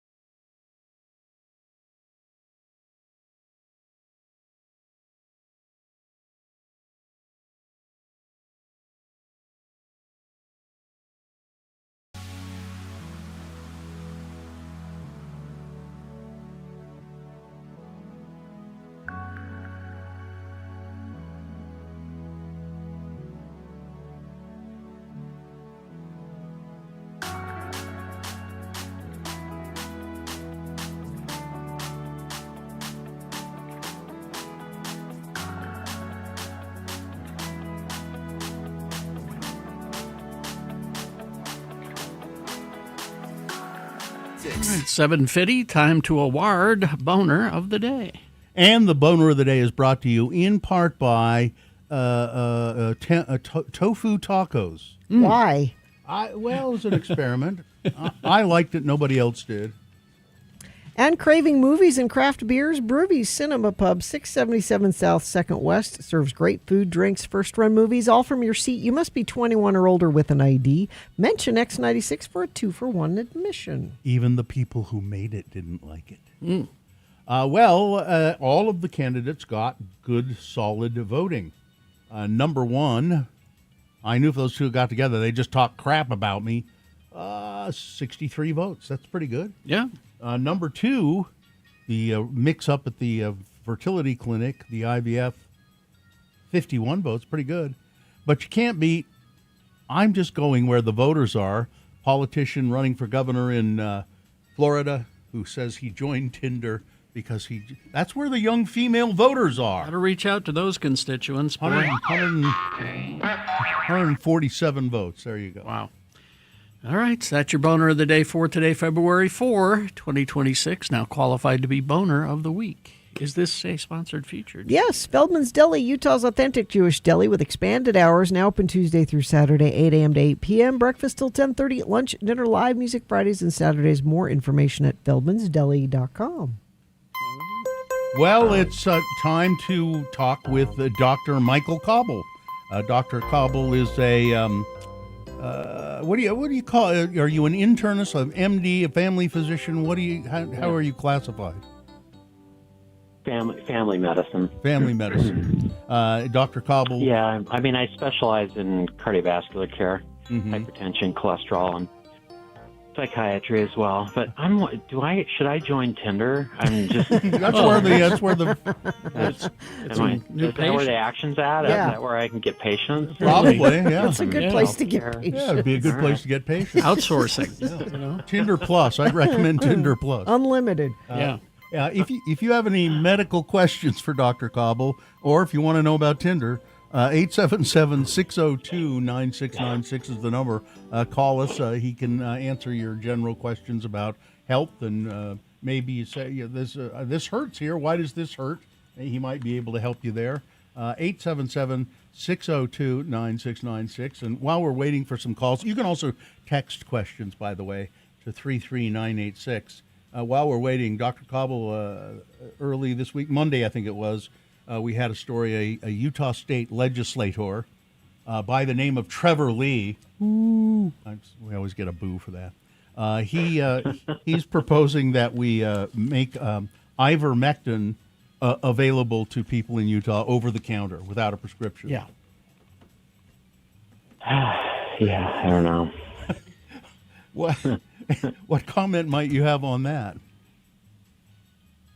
Well, I mean, it's a drug, so I mean, I don't have I don't have a right or wrong or good or bad answer to that. I think letting the pharmacist dispense it to the appropriate people seems like the right thing to do, but or at least go through safety studies a little bit more, like other over-the-counter drugs are. Because I keep reading some of these crazy people who listen to Joe Rogan and think that ivermectin is the way to go. There's no proper dosage, and so they're taking too much of it, and it's killing their livers, apparently.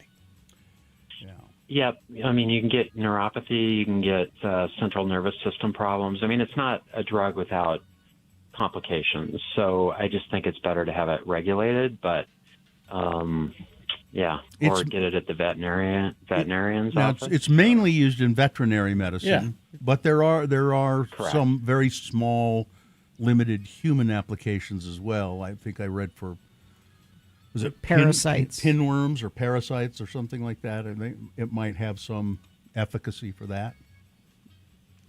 Correct. And I mean, I think you can order them online through different pharmacies, but I'm not sure if over-the-counter is the appropriate place. And again, I don't want to make the decision whether ivermectin is the right product at the right time for certain people. I think there are different applications for it, but I don't think a politician has any business directing.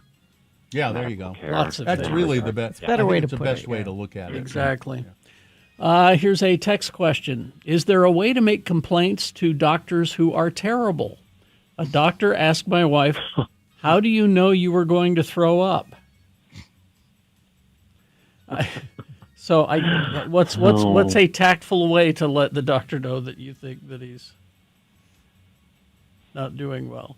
I mean, that's hard. I'm not sure the right way to pose that question when you're in the exam room with the patient. I mean, I guess you just let the doctor know at the time that there was a better way to word that. It's human interaction, and even under the best of circumstances, you can't have the best conversation. And even with my wife's doctor, sometimes she feels like the conversations aren't the way she wants it to go, Do they? It's hard. It's just human interaction. Do they address when you're in medical school? Is there any part of medical school that teaches you that bedside manner, or is that just something you either naturally have or you don't?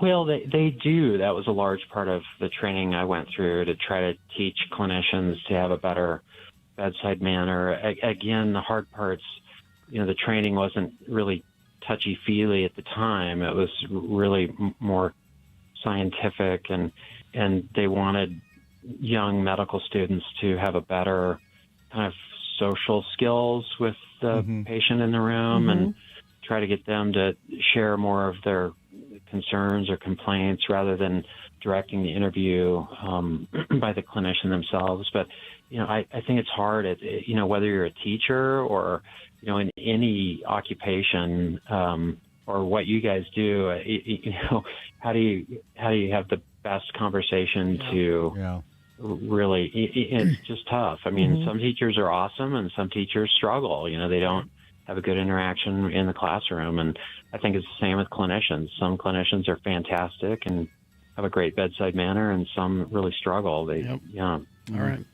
We do have questions lined up about lidocaine, about respiratory system virus. We got a whole bunch of them coming in, so we'll start taking those questions after these messages with Dr. Cobble.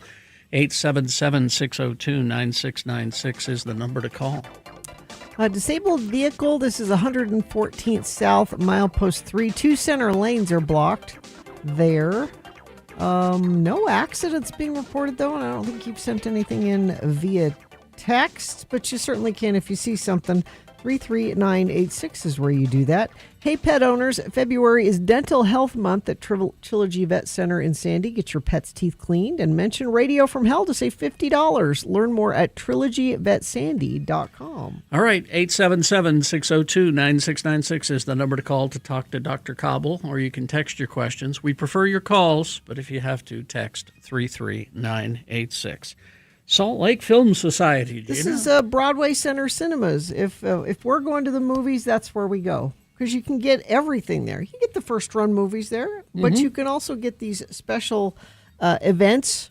If you're a member of the Red Carpet Club, like I am, you get emails that tell you everything that's happening at Broadway Center Cinemas, and you also get invitations, special discounts, and more to special projects that they have going on.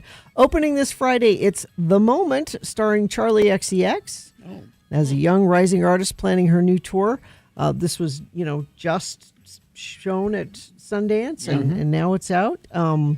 Also, Friday and Saturday, they're screening 2 modern classics, Black Klansman, directed by Spike Lee, and the horror Get Out. Oh, if you haven't seen Get Out on the big screen, it's really good. Go do it. All of this available at slfstix.org. Vaxadan, our radio pub, finally has a sponsor. It's Zero Res, and this time of year brings a lot of dirt and things through your house, damaging your carpets. Vax says book your carpet cleaning appointment today. Not only do you get the 4th room free, but your animals will thank you with extra love. Go to zerores.com today.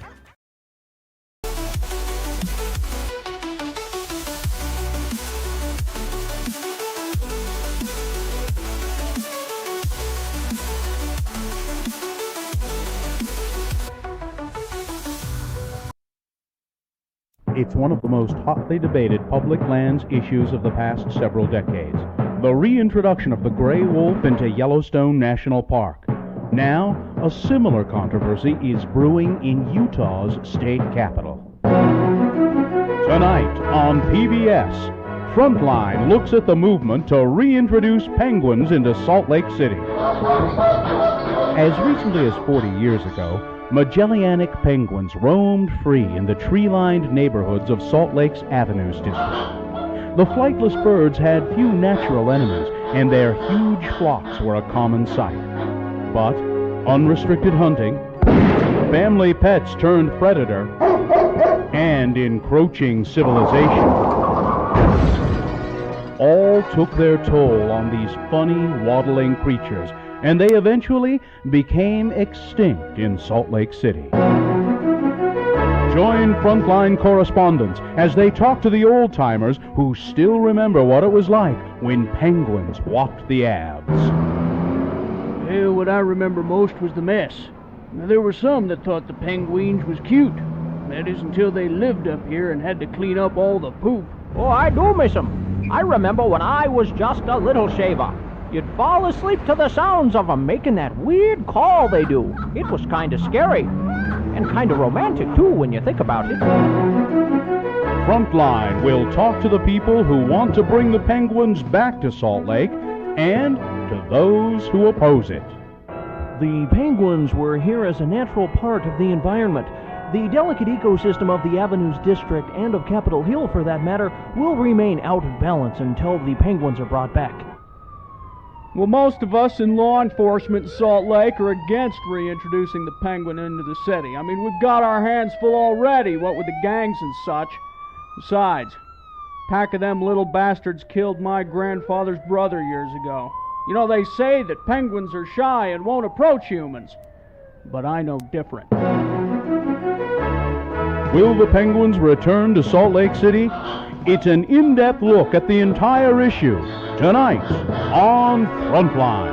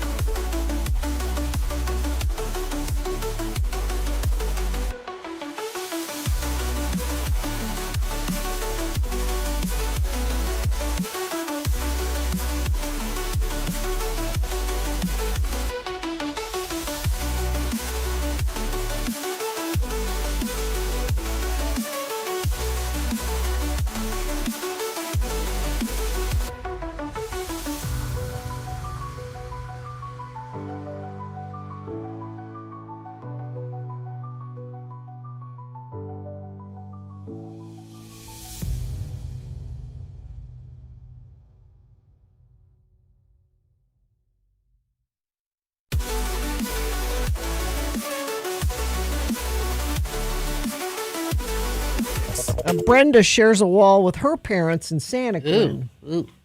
Santaquin. She doesn't like it in Santaquin. All right, All right. We're back with Dr. Michael Cobble. If you have any medical questions, please ask them. 877-602-9696, or you can text your questions to 33986, and we have a phone question. You can be just like Chris and ask your question on the phone. There you go, Chris. Hi, Chris. What's your question? Hello. So I'm getting a lidocaine injection today for pain management issues. And there's a couple notifications that I received, and I'm just curious if you know why. The first one says I'm not supposed to have any antibiotics within the last 2 weeks. I'm assuming it's a counter whatever, but I'm wondering why. And the other question was that they want me to have a full stomach. A full stomach. Wow. Chris, those are two great questions. They're a little outside of my purview. I've had a lot of patients get lidocaine injections, but I've never been told, infusion. never been told to not take an antibiotic for 2 weeks. So That's interesting. maybe the antibiotic blocks the efficacy of the lidocaine, and then maybe the full stomach is to prevent, if it were to get in part of the vascular system, prevent the absorption in the GI tract. But gosh, maybe a pharmacist would have an answer for that listens. All right. No. There you go. Sorry, Chris. Thank you. Yeah, but All right. do what the doctor said, though. Yeah. 100%. Yep. Yeah. And Phil, if you're listening up there at University Pharmacy, maybe you can text in and tell us. 33986. Tell us what that might be, and we can pass it on. Here's a text question. I'm 32 and had a virus that hit the respiratory system hard. 2 weeks out, and I still can't hit the Stairmaster. What gives? Well, my parents are dealing with that right now, and a lot of people, it's viral season, RSV, parainfluenza, the flu, all those things, and they can inflame the bronchial pathway and cause asthma type symptoms, and it could be 2 to 6 weeks. I think as long as you're not toxically sick and you don't feel like you need to go to the clinician or the emergency room, I think if it's not getting better after a couple of weeks, you probably ought to go in and see if you need a little steroids or an inhaler or something like that. Or you could just get rid of the Stairmaster. Yeah. Well, I don't know why you're using the Stairmaster anyway. Those are brutal. They're brutal. Yeah. Like my grandfather said once, why don't you just walk up and down the stairs? All right. Here's a text question. Does neuropathy from diabetes ever go away even if you get your diabetes under control? Controlling the diabetes can help with it, but once you have that damage to the nerve fibers, the neuropathy, making it go away is pretty tough. Alpha lipoic acid, 300 milligrams twice a day, a nutraceutical, has shown some value in diabetics. I think that for my diabetics, that even with good control, if they avoid a lot of carbohydrates, so around the holiday seasons, if they're having the cookies and the cake and the juices and the sweets, even if their A1C is well controlled, their neuropathy is much less. So I think it's really important to avoid those simple carbs and those sugars. There are prescription medicines that you can use as well, but a tough question. I'm not sure the answer was great, but once you develop neuropathy, even with good control, it can still be tough to manage. All right. Let's see, Dr. Cobble, my toes and feet up to my shins are always cold. I've tried different socks and shoes. Nothing helps. Any idea what could cause this? Well, I think, some people have a lot of autonomic nervous system drive, so they're fight or flight or rest and digest, and they preserve circulation to the central body area, and they don't do it very well peripherally. Again, there are some medicines that can constrict the circulation peripherally, and if you're on certain medicines, you ought to talk to your clinician about it. There are certain medicines that can dilate those areas and help with circulation down there too. So I think it's a conversation having with clinician, do some blood work type things, but some people, my hands and feet are always cold. It's just part of how I circulate. So it may be normal, and you just gotta get warmer wool socks or something. All right. Is it true what they say? If you have cold hands, you have a warm heart. I hope so. I feel like I do. I think you do. I think you do. Let's see. Here's a text question for Dr. Cobble. How early is too early to perimenopause, and can you be diagnosed with PCOS in your mid-30s?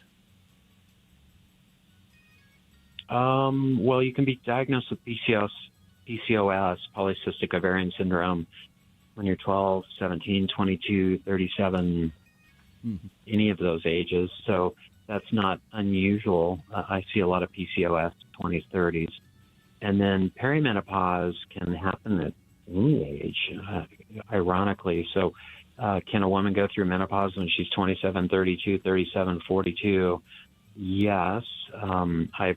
Although the average age for menopause is around 51, perimenopause is a time around that. And I've seen some women go through menopause when they're 65. So can you go through menopause when you're in your 30s or 40s? You can. But again, average would be early 50s. Okay. Here's a text question that I don't know if you've ever gotten before.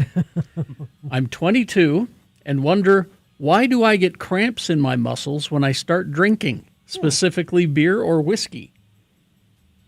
Guilt. Yeah, so usually, guilt. Usually that's lactic acidosis, and some people don't have enzymes that break alcohol down. And the alcohol acetaldehyde or different enzyme chemicals will concentrate in the muscles. So it is kind of a lactic acidosis. And I think the best thing is probably just avoid drinking. I mean, alcohol is probably not the best product for the majority of people anyway. Sorry, Bill. Believe me, I know. I mean, I would minimize it. If you find drinking a small amount is okay, and then following with a lot of water or maybe an electrolyte drink, that may minimize it. But I think you probably just got to avoid alcohol if you're getting muscle cramps from it. All right. Let's see. Question for the doctor. I had an orthoscopic surgery to repair a slab tear in my shoulder when I was 20 years old. I'm now 35, but still experience random nerve pain in that shoulder. I'm assuming this is something I will just have to live with, ? Yeah, it's hard to say if it's from the original injury or if it's scar tissue there or, again, the original nerve injury or if it's something new. I think physical therapists are awesome, so I think it's not unreasonable to work with physical therapists or do something and see if you've got a little brachial plexus or a little scar tissue they might be able to work out. And but yeah, this may be something that bothers you off and on for life, on activity that aggravates it. Great, Quit drinking thanks. alcohol. Oh, is that from you, Gina? No, I have that, so. Here's the final question. Let's see. Dr. Cobble, what's the best thing to use for hormonal acne? Are there certain products to use or stay away from, or is it best to see a dermatologist? Hormonal acne. Well, that's a great question. Yeah, I mean, hormonal acne is very common, and there are a lot of different treatments. So, topical antibiotics, oral antibiotics, Retin-A, Accutane, sometimes birth control pills if it's in a woman. Hormonal acne, sometimes birth control pills have some value, but I think a dermatologist is reasonable. I mean, they see that all day long, every day, and there are a lot of different pathways you can go through for treatment. It is kind of what my daughter is going through that right now. Yeah. So, I've been treating her for it. So. All right. Dr. Cobble, thanks for being with us. We'll talk to you again soon. Yeah. Thank you, sir. Thank you. All right. Traffic, Gina, please. The only thing that UDOT's telling us about is this disabled vehicle, 114th North, milepost 3 in Salt Lake. 2 center lanes affected there. Let me check our message stream. That's where you send us what's bothering you. We've heard from a bunch of people talking to Dr. Cobble, but maybe something's bothering you on the roads you want to share with us. That's where you do that. 33986. All right, Beat Gina coming up after these messages and a song. Easy to play, easy to win the prize. What is the prize today? Tickets to see Noah Kahan August 25th at America First Field. You'll get those Noah Kahan tickets when you play Beat Gina. 877-602-9696 is the number to call to play multiple choice pop culture trivia. Call now to get those Noah Kahan tickets. 877-602-9696. All right. Harmon's for Valentine's Day. You know, you can order your flowers from Harmon's online right now and have them delivered for Valentine's Day. Have you seen their West Valley Store's floral department? It's huge. I haven't seen that. I know it's big. It's really big. Beautiful. But you go into any Harmon's, you can see they have arrangements there already that you can just buy there if you want to do it that way. And you'd just be amazed at even the smaller Harmon's, like the one downtown here. They have just a beautiful flower department there. Harmon's for Valentine's Day is where you want to go. You can find anything that you need. They have a great bakery there, all kinds of stuff. Mm-hmm. They've got cupcakes, cookies, and heart containers. And if you want a custom heart, just ask the Harmon's Bakery associate. They'll decorate it. They got Macron too. Those little shiny ones. They're really good. Find out all that Harmon's has to offer for Valentine's Day. Just go to harmonsgrocery.com.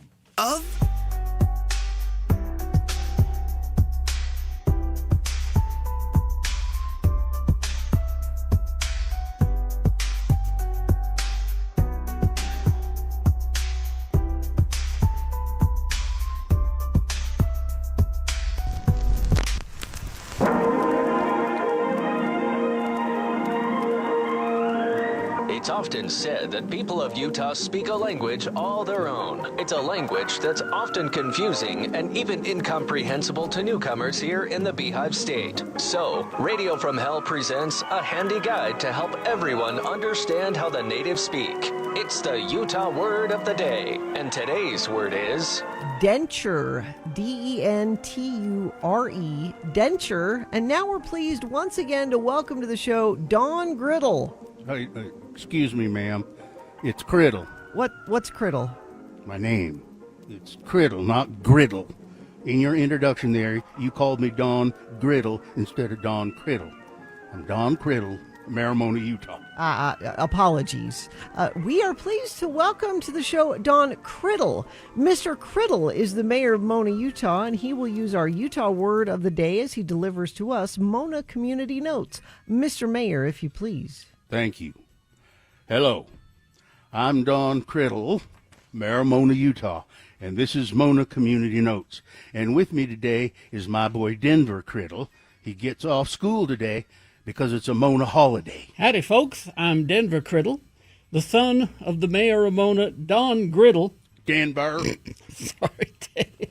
I just thought it was pretty funny when that lady said your name was Griddle. I just laughed and laughed and laughed. I bet the folks listening to us right now thought it was funny, too. I bet they just laughed and laughed and laughed. Denver, why don't you tell everybody what today's Mona holiday celebration is? Okie dokie, Daddy. It is Burl Ives Day today in Mona. That's right. And do you know why it's Burl Ives Day? No, Daddy, I don't even know what a Burl Ives is. Is it some kind of bush or shrub or something like that? Oh, no. I bet it's an animal, a rabbit, a breed of dog or something like that. Am I right, Daddy? Burl Ives was a man, Denver. He was a singer. And one day, I think this is back in the 30s, Burl Ives was passing through the town of Mona. And he stopped and he sang a song for folks. A song that was so dirty, the mayor of Mona back then had him throwed in jail. And we celebrate the day because it represents the fact that Mona City has and always will do the right thing. What was the dirty song, Daddy? Well, it was called Foggy Foggy Dew. And it's about an old guy who is a weaver and this young girl who's afraid of the bugaboo. But see, old Burl, he changed it to Foggy Foggy Dew, with the dew part being this young lady's innocent. Well, oh, hell, Denver. That's all I can tell you because, well, it's just too dirty for a young woman. Is it more dirty than that there once was an old hermit named Dave Poem I heard you say once? I told you to forget about that, Denver. Oh, that's right. That's okie dokie, Daddy. I'm going to forget it right now. You better forget it. I told you at the time you overheard that poem, you should forget it. And if you didn't, I told you I'd give you a whack that'd dent your head. I've been trying, Daddy, but I keep thinking about that hermit named Dave and what he had in his cave. Denver, I'll dent your head. Now enough. We got to go downtown for the parade. I'm the Grand Marshal, and we are riding on the Burl Ives float. Join us again some other time as we examine how the Utah natives speak with the Utah Word of the Day.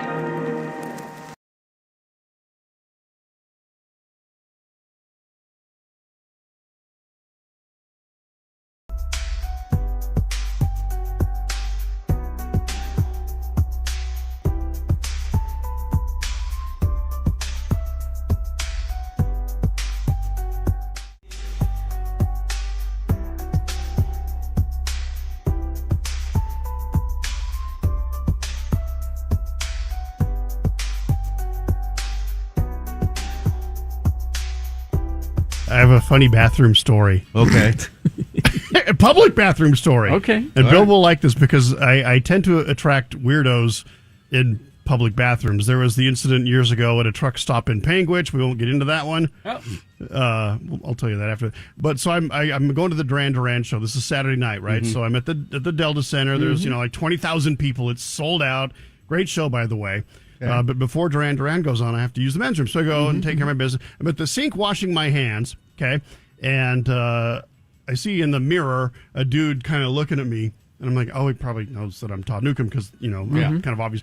But I don't think he did. He's like, whoa, you got blue hair, man. It's like a blue Skittle. Yeah, blue Skittle. Yeah, blue Skittle hair. And he's obviously had a couple of beverages, And I'm just kind of like, yeah, okay, hey, great. And that was it. And I tell my wife that just happened, and then we go and we watch Duran Duran. So the next night, you're not going to believe this, the next night it's The Cure. Okay. So we go to the Delta Center again. Yeah. And we're seated on a completely mirror opposite side of the arena. Okay. Totally different seats.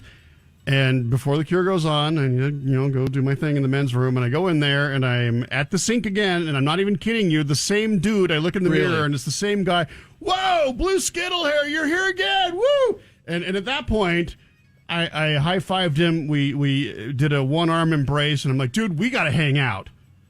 So 2 nights in a row. So you made a date with a guy in a bathroom is what I'm getting from this. Apparently I did because of my blue hair. And I'm blue Skittle hair, at least in his book. But that's just the weirdest thing that 2 nights in a row. It is odd. Different crowd of people. I mean, a lot of people were there for both shows, but God, that was just bizarre. I'm surprised he didn't know who you are. I almost thought of saying, don't you know who I am? I was going to say, yeah, the Bill already. But he would have said, and then I would have said, he would have said, well, you're Bill Allred. Yes, and I would have totally owned that. And there you go. So that was weird. I also saw, like everyone, The Cure, there were more people that I recognized and that I knew and that knew me at the Cure show. Than Duran Duran. I bumped into our buddy Dallin Weeks from I Don't Know How But They Found Me. Oh, Dallin was there. Yeah, he was there with his teenage daughter. Really? She was seeing The Cure for the first time, and I thought that was cute. My offspring went as well and bought a Cure tour T-shirt. Yes, and has been wearing it around town. And practically everywhere they go with my wife, they say, "Hey, you went to the Cure? How was it?" Everybody loves the Cure. And it was a young, you had for the Cure. There were more young people there than Duran Duran by far. We were seated next to a couple of teenage girls, and I kind of leaned over, like, "Hey, have you ever seen the Cure before?" She's like, "No, we're new fans." And it was adorable because they knew all the songs. They were singing along to all of them, even the deep stuff that the Cure played. Yeah. And they just had a great time. And I leaned over to one of them because it was when Robert was dancing around during Close to Me. And I just love it when he dances because it's cute. You know, the way Robert awkwardly dances. And she's like, "Oh, I know. He dances like my Nana." Wait a minute. Where's the same makeup? Wait a minute. as well? Who said that? Who said that to you? That was the girls, the teenagers sitting next to us. Well, that might have been my offspring because they said to me, Robert Smith dances just like Nana. Really? Yeah. Uh-oh. Yeah, my wife's mother. He does this kind of. Well, all right. You'll have to compare notes. Show me some photos. Compare notes later. Okay.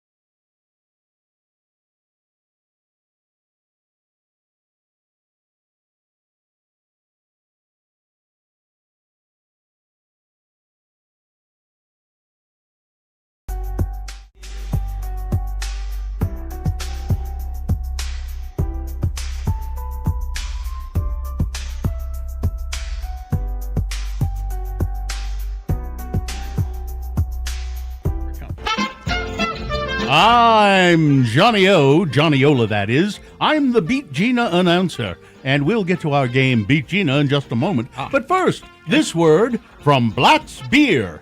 As the famous piano stylist Liberace always said, Blatz is Milwaukee's finest beer. How would Mr. Liberace know that? Well, as he said, and I quote, I've traveled all over the world, said Liberace, but I've never found a beer that matches the smooth, mellow flavor of Blatz. You see, I was born and raised in Milwaukee, where they really know their beer. And in Milwaukee, Blatz has been the favorite for years. So when I tell you it's Milwaukee's finest, believe me, I ought to know. Well, I don't know about you, but if Liberace said it, I believe it, and that settles it. Yes. And now, here he is, Mr. Showmanship himself, your host, Kerry Jackson. Oh, thank you, Johnny Ola. You're welcome. You're Mr. Showmanship. You're a professional game show announcer. Yes, I am. Worked on so many game shows. I have. I've worked on this one. The randomizer has picked a contestant. Gina, you'll be going up against Dustin today. Dustin, are you there? Yeah. All right, Dustin, we're going to toss a coin to see who goes first. It will give you the advantage in the game. If you call it correctly, heads or tails? Tails. All right, see what happens. It is tails. Oh, you're one step closer to winning these tickets to see Noah Kahn August 25th at America First Field. All right, because you won the coin toss, Dustin, the first question is for you. Multiple choice pop culture trivia. If you get the correct answer, you get the point. If not, Gina has been paying attention. I'll let her answer the same question. If she gets it correctly, she will steal your point away. We will go back and forth till one of you gets 3 points. All right, because it would have been George Romero's birthday today. Oh. Yes. George Romero trivia. So zombie stuff. Yeah, it's got some zombie stuff in there, yeah. Okay, Dustin, first question. What movie inspired George Romero to become a director? Was it 1, The Tales of Hoffman? Was it 2, Citizen Kane? Was it 3, Strippers versus Werewolves? Or 4, The Wrong Pills? Wow, I'm going to say number 2. Number 2, Citizen Kane? That's usually the go-to answer. That's why I put it in there, so... Well, I've never heard of number 1, but it's got to be number 1. Tales of Hoffman from 1951. There we go. Point for Gina. Wow. She controls the question, Dustin. That means it's going to be 2-0 if you're not careful. Gina. Yes. He was originally attached to write and direct what movie? Okay. Was it 1, Grandpa Did It Again? Was it 2, The Diary of Anne Frankenstein? Was it 3, Monkey Shines? Or 4, Resident Evil? I will say Resident Evil. Correct. Yeah, well, you see there, Dustin, it's 2-0. There you go. Dustin's turn. Oh, no. All right, Dustin. Which George Romero film centers on a small town affected by a biological disaster? Is it 1, Psychopathogen? Was it 2, The Crazies? Was it 3, Kurt Russell versus the World? Or was it 4, Slow and Steady Wins the Brains? Oh, no. I'm going to say The Crazies. The Crazies is correct. Well, You're in it, Dustin. 2-1. Back to Gina. She could win on this question. Gina. Yes. Which film by George Romero uses found footage style storytelling? Was it 1, Apocalypse? Was it 2, Dawn of the Dead? Was it 3, Dead Meat Walkin'? Or was it 4, Diary of the Dead? Diary sounds found footagey, so I'm going diary. Diary is correct. And Gina wins the game. Oh, no. Wow, there you I'm go. sorry, Dustin. Dustin, you sound so sad. He is. Oh, we can't have that. I'm sad. Let's make you happy, and even though I beat you, I'm going to give you these Noah Kahn tickets anyway. Oh, well. Hang on the line. We'll tell you. Thank you. Tell you how to get your tickets. All right, listen, I've got to go. I'm going to go home. Mrs. Ola and I are going to watch the Liberace movie Sincerely Yours and have a Blatz beer. Oh, nice. right, big boy news now, brought to you by Clark Planetarium presents Lost Wolves of Yellowstone, a breathtaking IMAX journey into the dramatic reintroduction of wolves to Yellowstone National Park, an epic story of survival, controversy, and the wild's return. Tickets available at clarkplanetarium.org. And remember, The views expressed on X96's Radio from Hell show do not necessarily reflect the opinions of Broadway Media, its management, owners, or advertisers. This program is intended for mature audiences. Parental discretion is advised. Well, speaking to reporters today, Tom Homan, I believe he's the head of Who's the border czar? Border czar, yeah. He said that the Trump administration will draw down 700 ICE agents from Minneapolis. He said this was the result of increased coordination between county jails and federal officials. This frees up more officers to arrest, remove criminal aliens, more officers taking custody of criminal aliens directly from jails.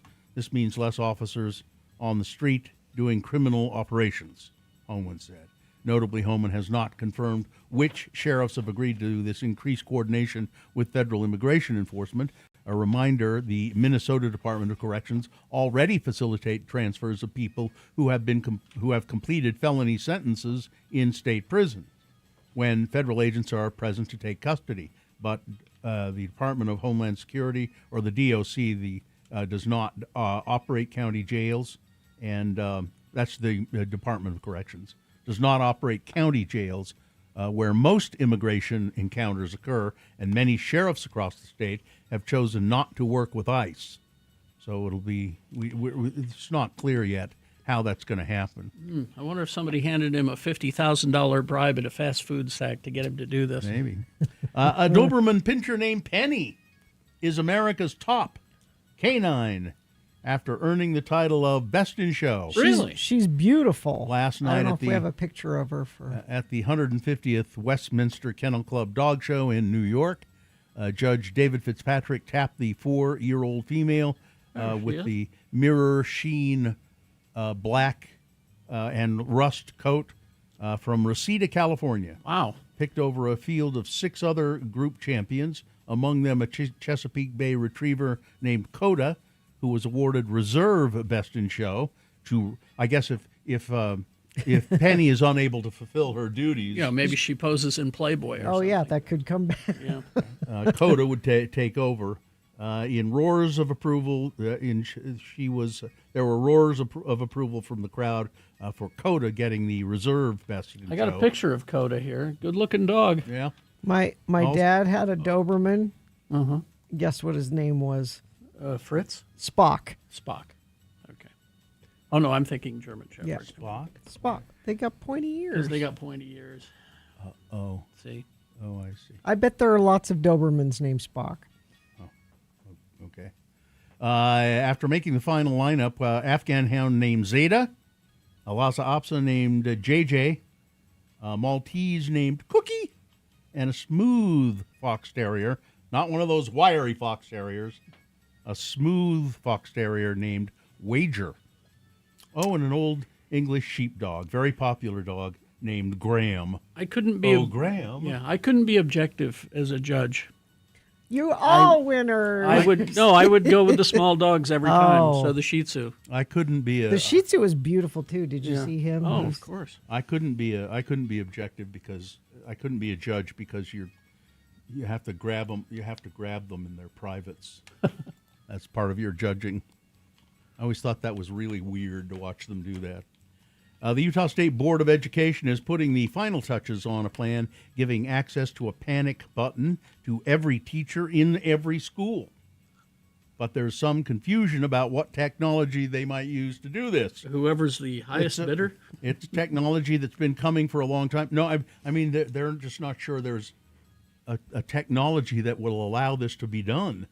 Said Shauna Lund with the Iron County School District. The button is basically the same kind that's worn around the neck by elderly people to alert first responders. I've fallen and I can't get up kind of thing. Yeah. So what happens when you hit that button? Well, first of all, you want 2 simultaneous things to happen. You want everybody in the school to be notified, said David Rogers, Chief Marketing Officer of Raptor Technologies. Then the other action is to notify emergency services.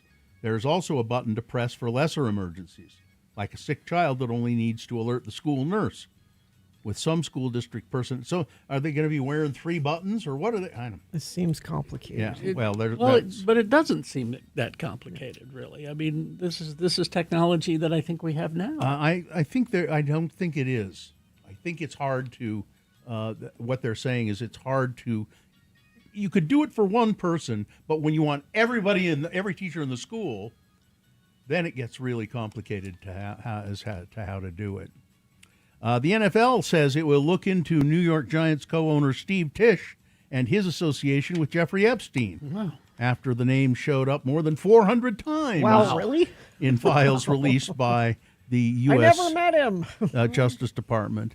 Yeah, that's I never met him. I never met him. There's articles all over the place, the names that were in Jeffrey Epstein files. Bill Gates. We've heard a lot of these. I just saw a tweet and I thought it was so perfect. Why do we need emails of a dead man to confirm what over 1,000 women have testified exactly. to? Elon Musk has previously said he rebuffed Epstein's attempts to invite him to the private island, but in released documents, it was Musk who appeared to be involved in trying to set up a visit. Epstein asked Musk how many people will need a helicopter ride to the island. Musk wrote back that it would be only him and his then wife, Tallulah Riley, and wondered what night would yield the wildest party. If I'm going to come, it's got to be the best party night. He says he refused. Let's see, from the Trump administration, Howard Lutnick, Trump's Secretary of Commerce, trying to get coordinates for his boat captain in order to link up with Epstein. Caitlin Collins from CNN yesterday specifically asked Donald Trump about Lutnick being in the Epstein files, and she said it's interesting because the people in your administration, there are several names that have cropped up, and you know what he said? You're horrible. You're a horrible reporter. And why don't you smile? You more? never smile, and you never smile because you're a horrible reporter. That was his answer. That was his answer to that. Yeah. 38 to people in his administration. Richard Branson and his wife trying to get to the island, asking about it. It's just amazing how many. It's people. a cabal. Yeah, this is the thing that you were saying was happening. Here it is. It's just every accusation is a confession with them, and they've been saying this for years. And yes, it is real. It's just not Hillary Clinton in a pizza parlor. Yeah, Well, I don't know. It's Martha Stewart wanted Epstein's number, and Woody Allen and Sun Yi. Man, it just goes on and on and on. Let's see. Donald Trump says we ought to move on from the Epstein files. Let's just move on from this, shall we? Can we just move on, please? Let's just. He's bored. He's bored with it. Let's move on. And finally, this 13-year-old boy credited with saving the lives of his mother and 2 younger siblings because he swam for hours from the where they were stranded in the ocean to shore. Wow. Austin Appleby swam 2.5 miles. It took him several hours to shore to raise an alarm after he got into difficulties on Friday with his mother, Joanne, and brother, Bo, and sister, Grace. They were on, they had some kayaks and some things that they'd gotten from the hotel they were staying in. And they were out on the water, and then the kayak started to deflate and all of that. And so Austin set off for help on an inflatable kayak that was taking on water. He abandoned the kayak and took off his life jacket because it impeded his swimming. He tried to focus his positive thoughts. He swam for 4 hours through rough seas for the shore and raised the alarm at 6 p.m. And his mother and 2 siblings were rescued. He's a hero. Thank you for ending on that note. There you go. Sports weather traffic. Spanish figure skater Tomas Lorenc Guarno Sabate will be allowed to perform his Minion-themed routine at the 2026 Winter Olympics after Universal Studios granted music rights. The 6-time Spanish champion was told Friday he couldn't use his crowd favorite program due to copyright issues. Well, yeah. Despite completing musical procedures with the International Skating Union.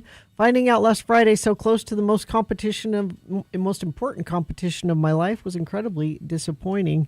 A huge thank you to everyone who shared and supported. Because of you, Universal Studios reconsidered and officially granted the rights for this one special occasion.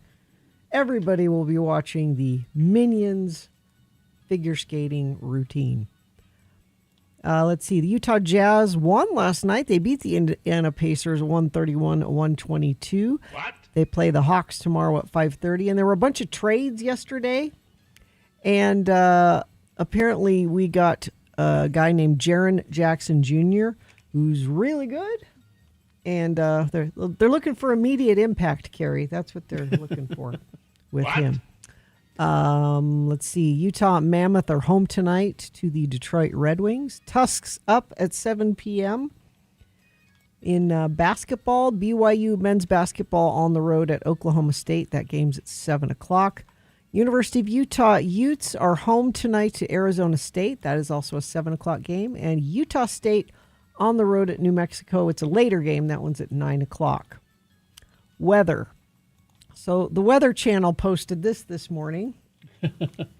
It says, it's normal for Utah and Florida to have different winter experiences, but not like this. Florida has had more snowfall than Salt Lake City this season. Good. Florida has had 1.3 inches. It's fine. It's just fine. Everything. Nothing to see here. It's fine. It'll be okay. We can wear shorts all year. Get Spencer on the phone. Tell him to pray harder. It's just, there's a chance next week things will change. I think we're just saying that to make ourselves feel better. I think so too, yeah. Traffic should make you feel better, though. I don't have any accidents to tell you about. That's been pretty good this morning, and you haven't sent anything in via text, so I think you agree. If you don't agree, well, text us and tell us. 33986. Haster Games for board games, Magic the Gathering, Pokemon, miniatures, dice, paints, and more. Haster Games, 6831 South State, or HasterGames.com. All right, your list of things that must go coming up after these messages. Stand by. Larson, HVAC and Plumbing. Do you have a drain that doesn't, drain? Yeah. Well, then it's not a drain, is it? No. Quit guessing and quit pouring more chemicals down it, because that's what you do. You keep running to the store for Drano and thinking that. Stop doing that, because you can actually be doing more damage that way. Before you make another trip to the store, call our friends at Larson HVAC and Plumbing. They'll send a camera through the drain so you can get the answers you need to get that drain working again. We have all had them at our houses for plumbing issues and for HVAC issues. So if you call these guys, you're getting a friend of the program coming to your house, somebody that we trust and you can trust them too. For the month of February, X96 listeners can get a drain scoped for just $49. So you can get the problem fixed before it gets worse. Go to LarsonHVAC.com/X96 for more information. You can also call them 801-930-5450 and mention X96 today.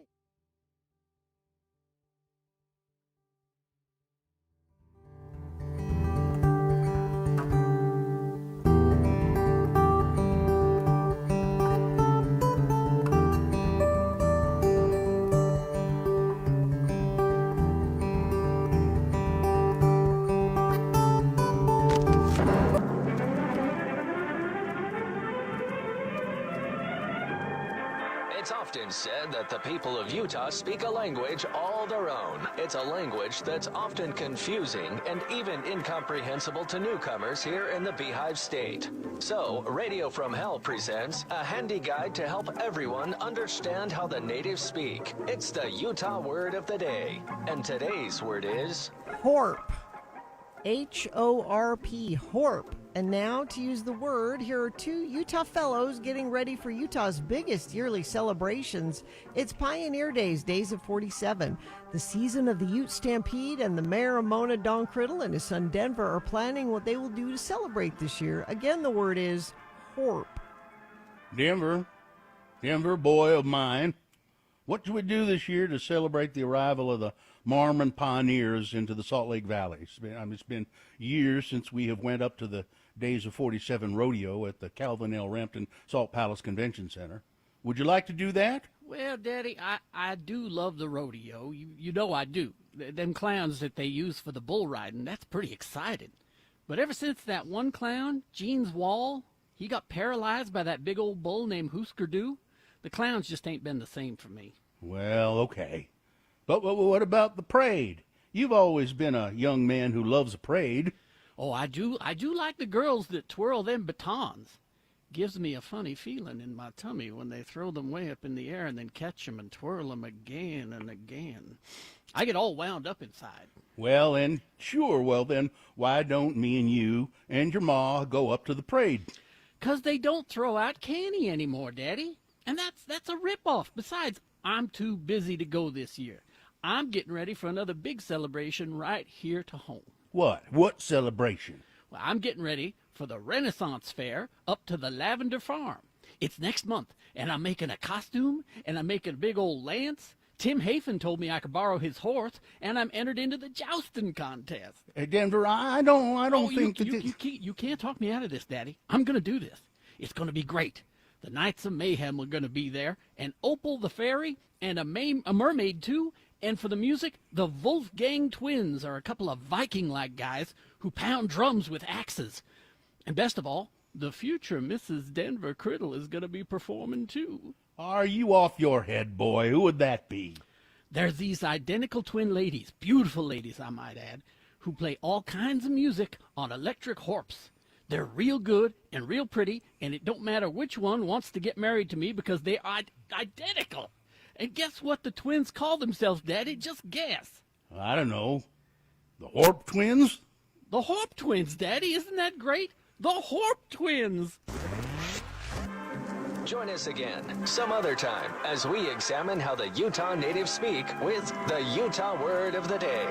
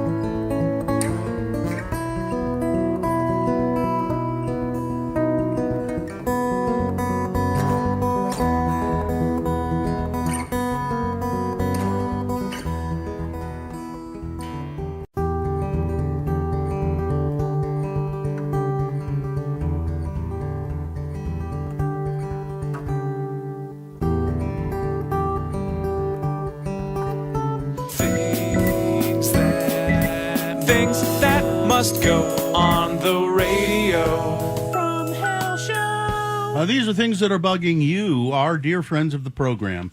Things that you've just had it. You've had it at least up to here and maybe up to there with. Things that must go from your life. And then finally you're the end of your rope and you say, I know what, I'm going to I'll unload on Radio from Hell and maybe they'll read mine on the air and it might make me feel better. And sometimes when we read these things, they actually do leave your life. So send your must goes to Radio from Hell at x96.com. Put must go in the subject line and maybe we'll read it. I'll go first today. I have one of my own. I listen to NPR's All Things Considered fairly often, and I really get tired of this. At the end of an interview, when the news person is at the end of the interview and they say, well, so-and-so, thank you for being with us today. And inevitably, the person says, thanks for having me. Everybody says it every time. Thanks for having me. Thanks for having me. What should you say? Well, why don't you say, oh, you're welcome. I really enjoyed our conversation. Or, you're welcome. It's my pleasure to be here. Or, I hope I can join you again sometime. Or just anything. But anything. And it's everybody does it. Thanks for having me. Thanks for having me. Just a little variety, please. Let's see. This one is doesn't say who it is, but we all know that ice must go. Okay. Seaman Dave here. The prep and simmer time to make a proper demi-glace must go. Amen. Not that it's not worth the effort, but I want that symptoms sauce now. I think maybe, I'll bet he meant sumptuous. Oh, sumptuous. It says symptom sauce. This one says, this is just D. My thing that must go is having 4 different autoimmune diseases that need to be treated, but I can't treat them until I get the newest one I've been diagnosed with under control. Ooh. Then insurance tells me that I failed to meet certain medications or have failed to get certain medications before I can go on the next one for my disease. So you have to take a medication, let it fail, and then move on to the next one. Yep. So it's just ridiculous. My second thing that must go is cancer. Yes, I work at a cancer center, but I really wish we could eradicate it or do better preventative. And again, insurance, that some person on the other end that follows an algorithm to tell me what medicine I should give my patients, because it's the cheapest and not the most effective for the patient. Thank you for letting me listen, friend of the program since the beginning, D. And finally, this one, don't use my name. The owners of the company I work for must go. Mm-hmm. They're always bragging about how much money they're making, but they don't have enough money to give us raises. And the last several years, they've won the grand prize at the Christmas party. Wow. Carrie? All right. Let's see. This one from the foot of Mount Doom. Your home? Yes. Every electronic thing having a light to let you know it's on or off. There's so much light pollution in the bedroom. I want a dark room. I don't need little lights on everything. The TV, the cable box, the sound machine, the DVD player, the alarm, the CPAP, the toothbrush charging that I can see the light from the bedroom. Somebody please give this person a roll of masking tape. Yes. Let's see. This one, when you go to the doctor because you're sick, and they say you haven't been sick long enough, and wait it out another week, and then you have to come back. That sucks. Just take care of me now. This one here, my puppy waking up multiple times a night for nothing. Love him to death, but he can be a sleep terrorist. This one from Candace. The older lady next to me at the movies who kept texting during the movie, despite the teenager she was with telling her that is rude. The first time she pulled her phone out and telling her it was distracting very politely the third or fourth time, she just kept pulling out her phone. People bringing kids to not kid movies. Your baby is not going to like the loud noises and jump scares of Anaconda, so take them to something appropriate or get a dang sitter. Having to go back to the office full time after being at work from home for months. I don't want to put shoes on every day. Let me stay home and work in my fuzzy slippers. Shoes. Physical therapy. I know it's good for me, but it hurts. My office, not having enough parking for all of us who work here. No. I was 10 minutes late because I had to park a couple of blocks away. Thank you, Lords. Candace. And this one from Sleepless in Sandy. My work starts at 6:30 a.m. For a long time now, I've gotten up extra early in order to be in my car by 5:30 a.m. because that is when I'm able to catch the playback of the previous day's Radio from Hell show. Although I stream you all at work with closed captioning, I still miss certain segments of the show. And lately, between 5:30 and 6, there's been far too much music and not the usual program playback from the day before. This ruins my morning. Sorry. Sleepless in Sandy, that's partially my fault because I'm not getting here soon enough to make those adjustments. I need to fill till 6 a.m., you see, somehow. So, all right. Sorry about that. Gina. Things that must go are speed texters. Let me explain. For me, I'm not the fastest phone texter. It can be hard to keep up a conversation because speed texters will get 3 or 5 texts ahead before I've got just one sent. They think I'm commenting on the last thing they said. When my comment is aimed at something 2 or 3 back, I find myself doing one-word text like and but, and because, thinking it will slow them down while I try to answer back. Group texts are hard. That's from Paige. Hello, lords and lady. Feel free to use my name. It's Katie.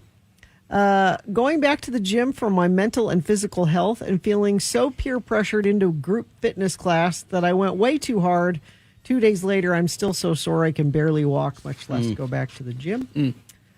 Men automatically thinking if you chat with them, you're interested romantically, must go. And finally, these from our friend Sid. There are so many serious things that need to go, but here's a couple must-goes that might not cause such despair. Phone apps that are named in a way that has nothing to do with the thing that they control. Like, when I need to check if my washer is done, I have to remember that the washer app is called Home HQ. Oh. There's a lot of those. What was that called again? They should be named appropriately. And also, Carrie not picking the songs anymore. What, do you guys not like fun? Well, no, we like fun. It's you guys who don't like fun. Apparently, that's what we've been told. We've been told we scare. Listen, I picked the music for a good almost a half a year now, more than a half a year, and the ratings dropped. So I'm sticking with what they're giving me. Sorry. Things that must go on the radio from Hell Show. And you know, we've forgiven you for ruining the station for that period of time. Yeah. We really have forgiven you. Oh, man. I don't have to forgive anybody on the roads because nobody's doing anything wrong. There are no slowdowns or accidents. Really? I don't see anything. I'm looking at UDOT right now, and I don't always trust that, so I turn over to our Infiniteam notification system, which is our text line. You haven't sent anything there either, but if you see something, you can always let us know via text, if it's safe for you to do that, at 33986. All right, thank you. Let's see, we got some messages and a song, and then it's the Boner Recap game. Easy to play, easy to win the prize. All you have to do is tell us who won the boner this morning. It's easy if you were listening, real easy. If you weren't listening, it's just as easy. Go ahead and cheat. X96.com, click on the box that says Boners February 4, 2026. And click on that, and it'll give you the correct answer to who won the boner this morning. That's the question. What is the prize? Okay, we have tickets to Broovies, so you must be 21 for that. And we learned yesterday that we're putting these Broovies tickets inside of a Radio from Hell chicken bucket, which means you'll also get a mug and a T-shirt and maybe a tote bag. A bigger prize than we thought. Yeah. All right. So 877-602-9696. You're going to get all that stuff. All you got to do is play the Boner Recap game. Tell us who won the boner this morning. 877-602-9696. Ranlife.com/X96. Well, if you want to learn more about how you can access some money by using your home mortgage, Ranlife is the company to do that with. I've done that before with them. I may do it again in the future. I don't know. But Ranlife is a local mortgage company, and whether you're buying your first home or you're going to buy a new home, maybe you're going to buy a rental property, you want to refinance, anything to do with your home, maybe you tap into that home equity. Ranlife Home Loans makes the process simple and personal, and they're capable of explaining all of this complicated financial stuff and dumbing it down for most people like me. They're local, as I said, and they know the market, and they know what it takes to get this kind of thing done. So you go to ranlife.com/X96. You'll get a personalized home loan solution and see why so many people trust Ranlife.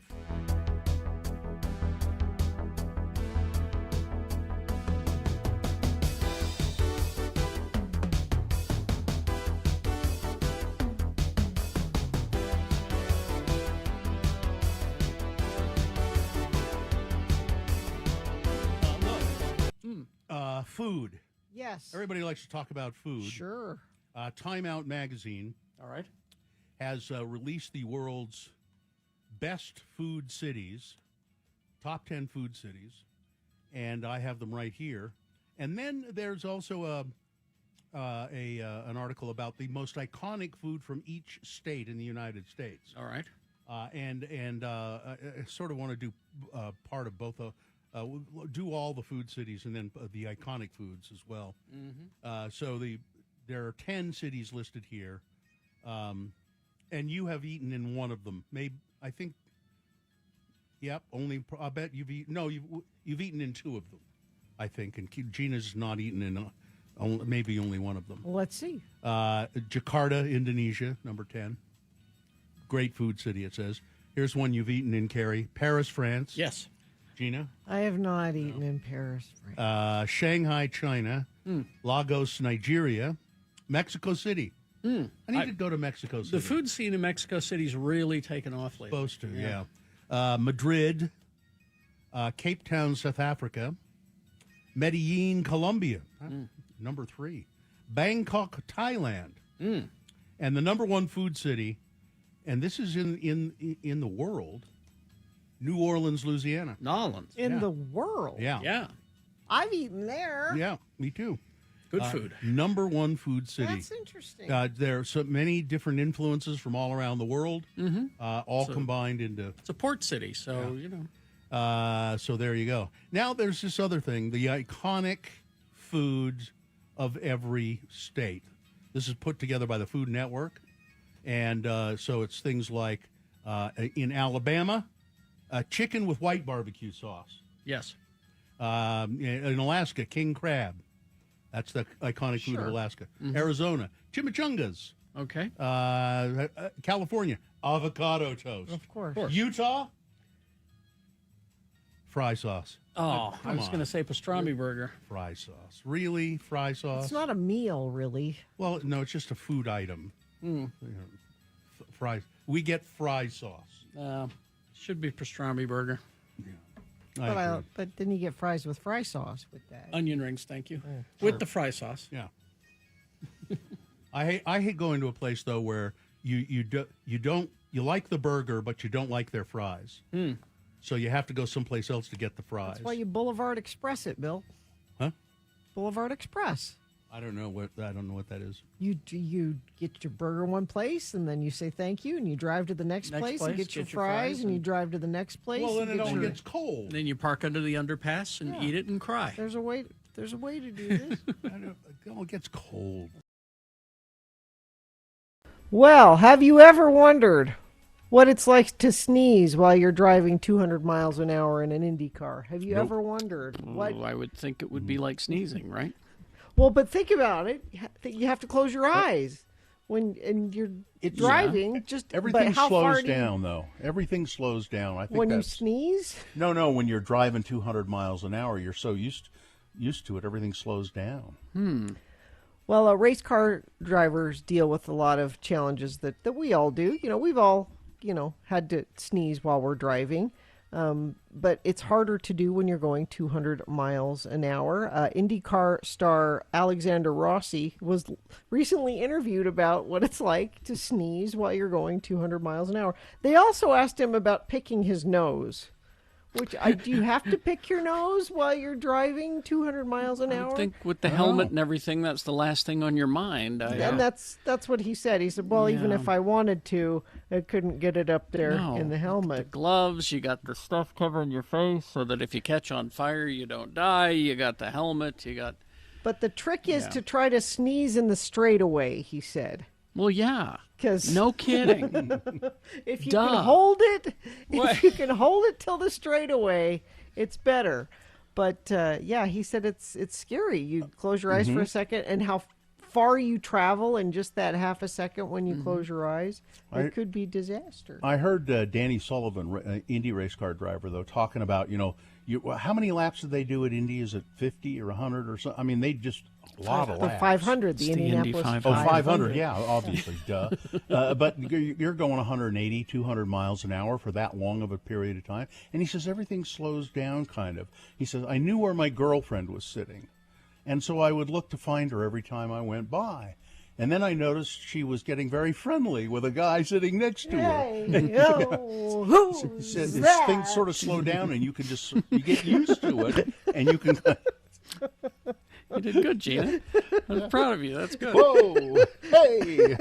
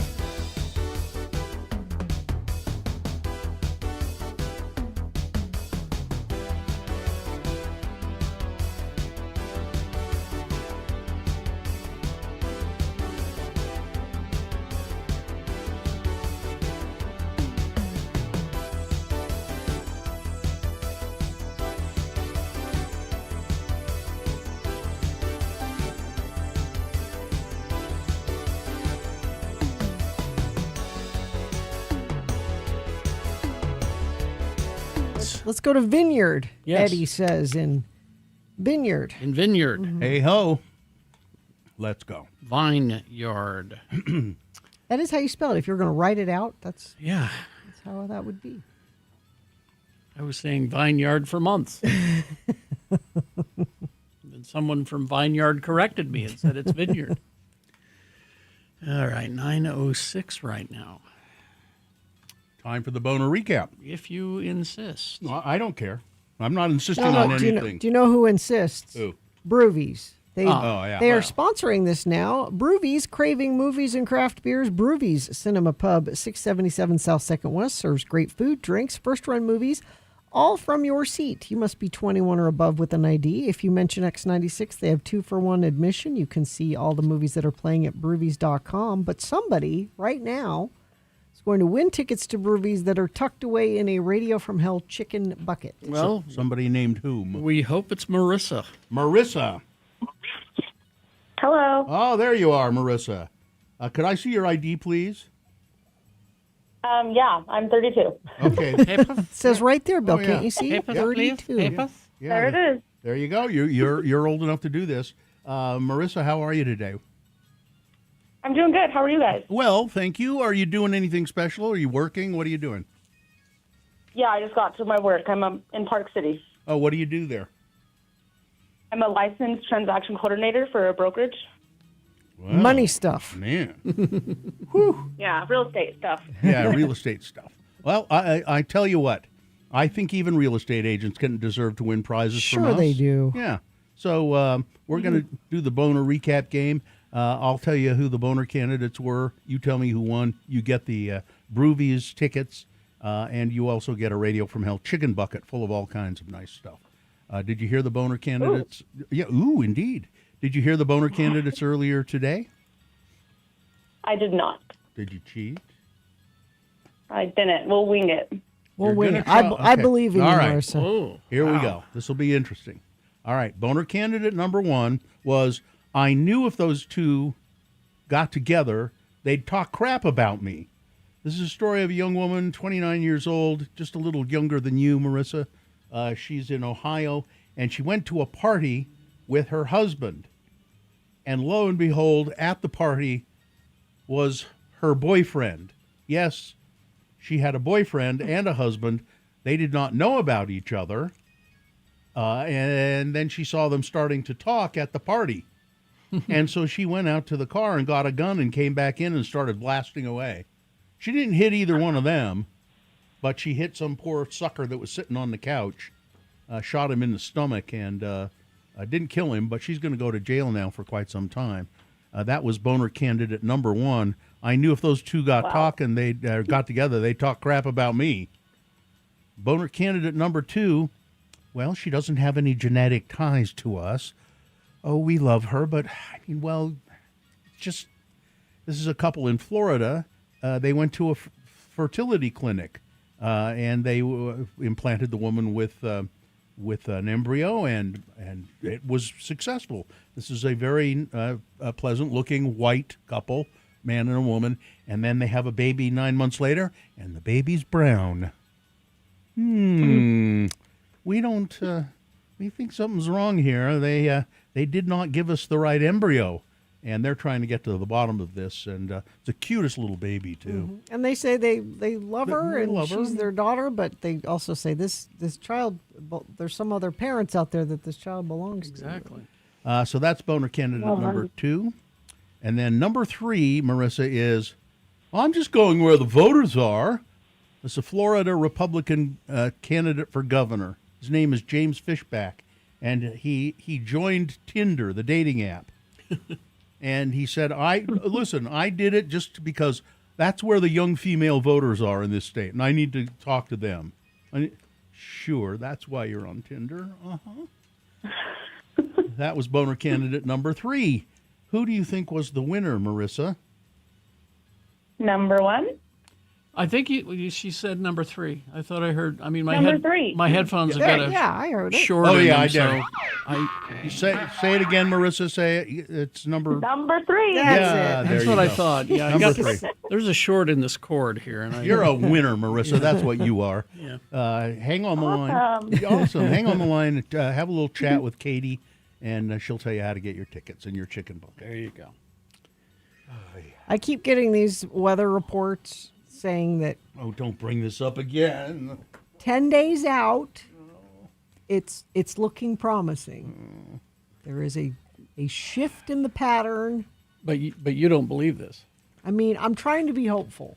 It is possible that we could get a boatload of snow in February Yeah. and in March. Yeah. I mean, It has happened. I was riding my mountain bike once in May.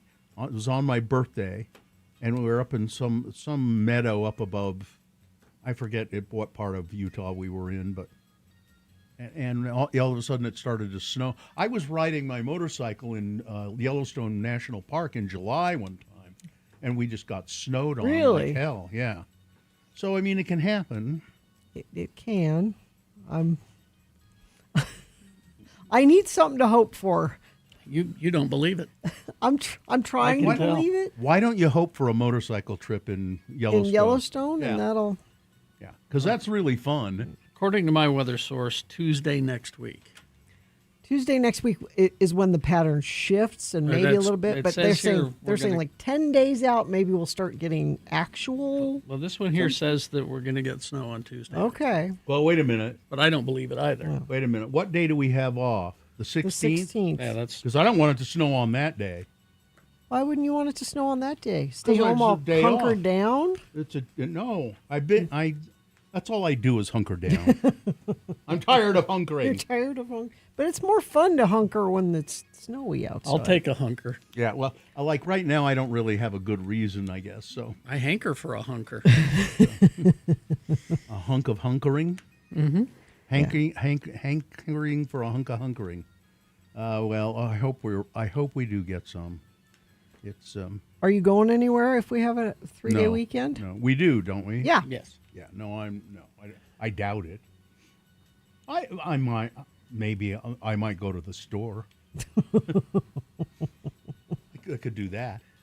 All right. We will take a break. We'll be back after these with some leftover big boy news and opinioendo. Also, our concert and community calendar coming up. Stand by for all of that. ZeroRes.com. Maybe I should call Zero Res and have them come over the holiday. No, I should do it before the holiday. Do it that way, before. when Yeah. I'm home hunkering. You're hunkering on a clean carpet. Exactly. Yeah, get your carpets clean with Zero Res. You do not have to wait until summertime to clean your carpets. You may have done that in the past with different technology with a different company because sometimes it can take days for your carpets to dry. Not with Zero Res's patented technology. Get your carpets cleaned the right way without the use of detergents or harsh chemicals. Helps them stay cleaner longer and is safe for kids and pets. You've got lots of particles in your carpet. It's like the big air filter of your house, and it all settles down in your carpet. Even if you can't see it, it's there. You need to get it out. Right now, they have the $43 per room carpet sale going on. Give them a call, 866-0RES. Make sure love isn't the only thing floating around your home. You can also go to zerores.com. Schedule your appointment today.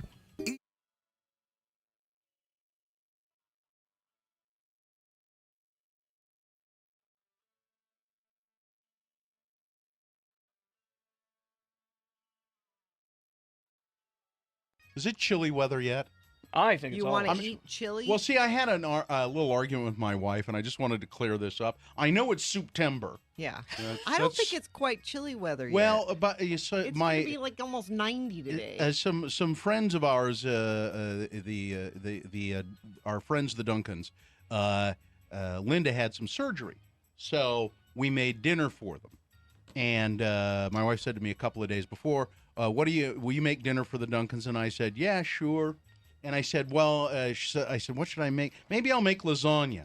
And then I thought, no. Dave's from an Italian family. He grew up eating Italian food, and his mother cooks Italian. I'm not going to make lasagna. I know, a big pot of chili. I'll make a big pot of chili. So I have all this planned, and then the day before yesterday, I said, well, I'm going to make that chili for the Duncans tomorrow. My wife said, well, chili? It's hot. It's not chilly weather. It's not chilly weather. She's and, right.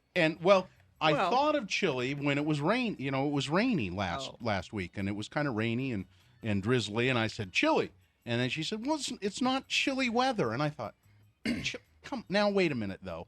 I like a good bowl of chili anytime." Chili is a Here's why. Actually, hot weather is chilly weather. Yeah. Why is it that in the Latin American countries, that's where all the spicy food is? Yeah. It's because it's so hot, they want to sweat so that it cools them down. So make it spicy, and it's chilly weather. Yeah. I just you go. I just don't understand why there has to be a certain weather for certain food. No, it's like if Joe, it's good chili, Joe makes anytime. these stews, but he can only do it like in the fall and the winter. Like But that's having mainly because he has. stew in- That's mainly because he has clients in town. No, but like you don't have stew in July. Sure Stew you do. Stew is a cold weather. That's true. We make chicken noodle soup, and You don't ever and do we it in the only do summer. that when it starts to get cold. But you can do it. But I think that you could, and again with the spicy, that's what I think. Well, that's fine. You guys go ahead. You guys go ahead and pigeonhole yourselves. I'm going to be the guy who has grilled cheese and tomato soup any day of the week. When it's 100 degrees No, outside. I had Grilled that a few cheese weeks and ago. I had that a few weeks ago because we had tomatoes from Dad's garden, and we had too many. You made tomato soup. So Sue made tomato soup, and we had grilled cheese. By the way, you can always bring me more tomatoes. Oh, okay. Smoked Gouda, Yeah. grilled cheese. Yeah. Awesome. Gouda. So that's I'm going to be the guy because I like a good You bowl break of the chili. rules there, Anytime. Phil. Stu, you have Joe next summer. Okay. Right. Have Joe make me a stew. We'll have you over for stew. I'm No, telling I'm you. not following society's rules. I'm not putting up with that chilly weather. That's right. I'm going to eat chili anytime I want. Don't try to tell me. Sometimes I felt a little tied down by a mortgage, kids. I felt you're tied you're down by. pushing back. That's it, Push baby. back. That's it. Take that. No more crap for me. I'm eating chili in the summer. Take that, society. In your face, man. Always being held down by the man. That's it. All right. Chili for me. That's right. Thank Don't you. chain Thank me you. down with your manners. Exactly.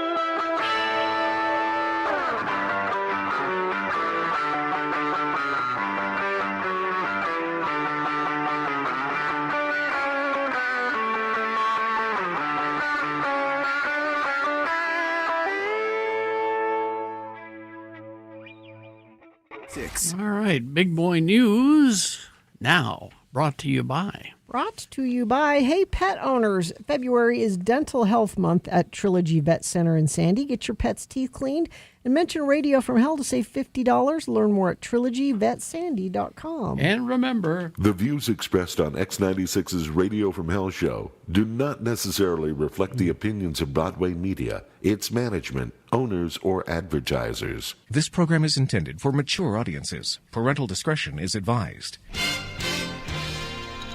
If Ananya Nwangini died in a hospital after being bitten by a snake in her Abuja, Nigeria home, raising questions about the availability of effective antivenoms.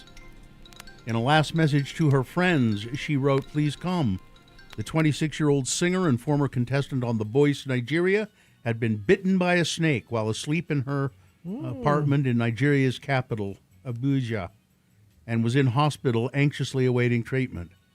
Despite rushing to seek care, she died a few hours after being bitten as her friend waited at a pharmacy to buy the antivenom she needed. As news of her death has spread, it sparked a fierce row over the ready availability of drugs needed to treat deadly snake bites in Nigeria's hospitals, and they're fairly common. She was known by her stage name of Nanya. She had appeared on The Voice in Nigeria in 2021 and was preparing for her first solo concert later this year, according to friends. In a tribute, her choir said she was a rising star on the cusp of sharing her incredible talent with the world. Snake bites kill one person every 5 minutes globally, up to 138,000 people per year, and leave 400,000 more with permanent disabilities. Snake bites, Gina, that's what we're talking about here. Yeah. Many cases and deaths are thought to go unrecorded, particularly where victims seek care from traditional healers rather than in hospitals.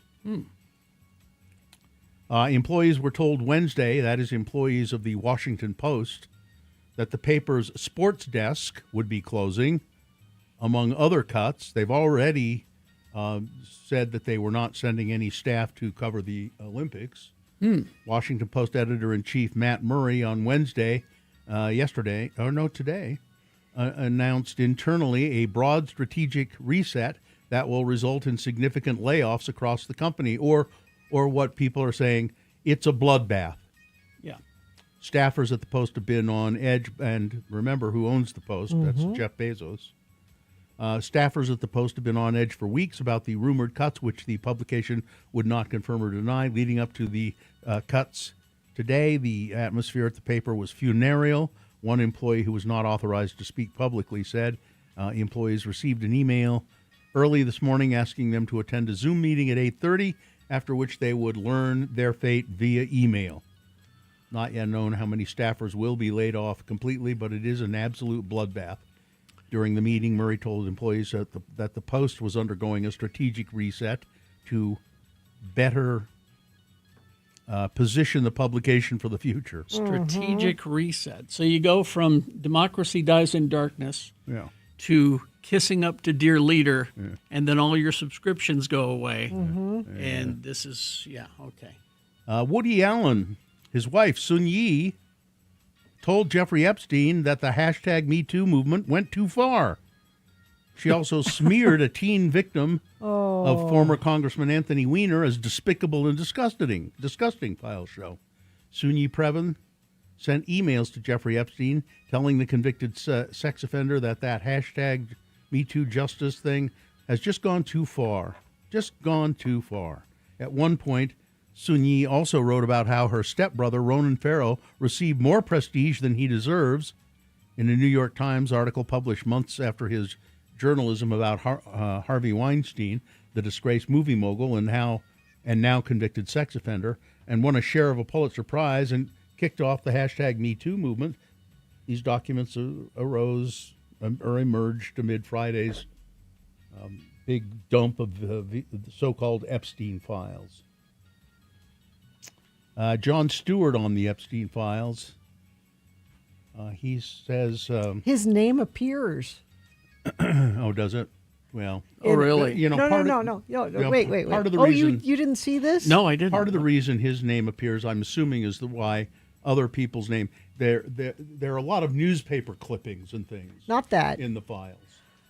Speaking of Woody Allen, Jeffrey Epstein was asking somebody. He was asking to find somebody to narrate a documentary about Woody Allen, and he wanted a narrator that was either Jon Stewart or somebody that sounds like a Jon Stewart type person. Yeah, So Jon Stewart did a whole bit okay. on the Daily Show about how I have to come clean. My name is in the. My name is in the file, and here's That's- why. that's why okay. it was- All right. Yeah. He returned to the desk Monday night at the Daily Show, fuming at the lack of consequences for the men named in the files related to Epstein, and he says, I said, none of these dudes they've been on the plane, they've been on the island, they've been in his house, they've given him creepy cards with pubic hair, they've been accused by a multitude of women of a multitude of wrongdoings, and nothing's happened to any of them. Mm-hmm.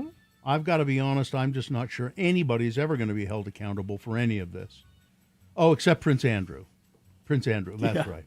Stripped of his title. Oh, what a penalty.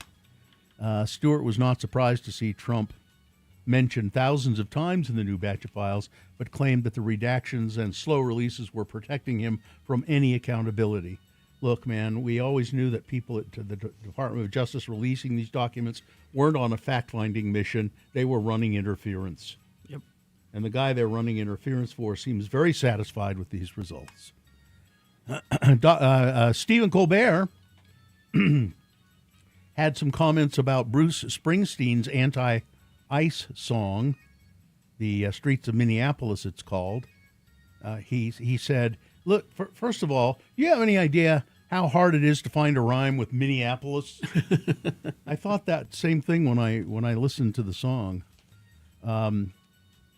Stephen Colbert spoke about Trump's plunging popularity over his goons' brutality, which has reportedly left him unsettled and backed into a corner, according to some reports. Colbert said that was the most dangerous place for him to be, because if you startle him when he's cornered, he's going to inflate his neck pouch. Gross. Yeah.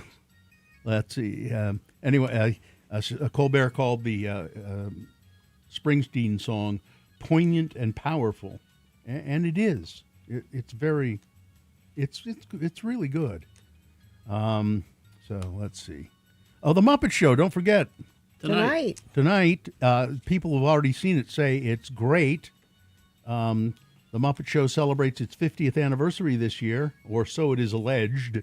Obviously, this cannot be true because it would mean that all of us who remember gathering around the TV for the sensational, inspirational, celebrational, Muppetational half hour of the week must also be, well, anyway, let's not dwell on how old we are. Yeah, Miss Piggy doesn't like it when it's brought up. Let's remember instead the magic that ensued as Jim Henson's creation unfurled before us as the chaotic troupe of Muppets put on their traditional vaudeville show. And it was magical, and I've seen the new one, and it is also magical. Yay, I'm happy. It's the same old gang. There's a guest appearance from Sabrina Carpenter, Seth Rogen, who's one of the executive producers, and Maya Rudolph for a one-off half-hour special. This reviewer says, you can just tell that everybody involved tried, really tried. Yeah, watch it hard. Watch it real hard. Because this is just a one-off for now. This is a test for Disney to see if people still want the Muppets. And, so speaking of Sabrina Carpenter, I watched just a little bit of this. Go find it. They're releasing some Super Bowl ads. Mm-hmm. Sabrina Carpenter falling in love with a man made out of Pringles. Potato chips. Yeah. It is really weird. The one that I saw that was awesome. What? The Jurassic Park one. Oh, I haven't seen that. Oh, there's a picture. Seen it. Yeah. There's a picture of the Svetlana, or I mean of the guy made the of potato Pringles. chip. They could show her foot under the table, and she's trying to play footsies with him, and of course she knocks off his foot. Of course. And then they're out flying a kite, and his kite starts to go up in the air, and his torso separates from his trunk, and she has to grab it and pull it back down because he's made of potato chips. No, the Jurassic Park one, they got Jeff Goldblum. They got the whole cast back in it. Did they de-age them? No, Because I saw the video and it looked like it was from the first movie. yeah, no, it's good makeup. It's good. They didn't really de-age them. They maybe a little bit. It's really well done. And then the creepiest thing I've seen is this ad for Svetlana vodka, and it's all AI. Svetka, not Svetlana. Oh yes, Svetlana. It's is different. Yeah, Svetka. It's all these AI kind of robots. Yeah. And it's really creepy. I mean, it's creepy. I hate to say it, but the best commercial and the star of the show will be William Shatner for Raisin Bran. Oh. He refers to himself as the Shat. It's out there. You can watch it now. It's good. It's funny. I heard it. He says he's the. You will, yeah. He's the Shat, and he wants to talk to you about Bran. Bran. Take it from the Shat. Okay, I can see where that's it's gonna going. be it's going to be the star of the Super Bowl. It's going to be the one everyone talks about. Trust me. All right. And I hate that, but there you go. Yes, colon blow. All right. Weather? 53 and sunny. Tomorrow, 56 and sunny. Friday, hey, how about close to 60 and there's supposedly something coming. I'm going to choose to believe it's happening. I need to believe it's happening, but not today.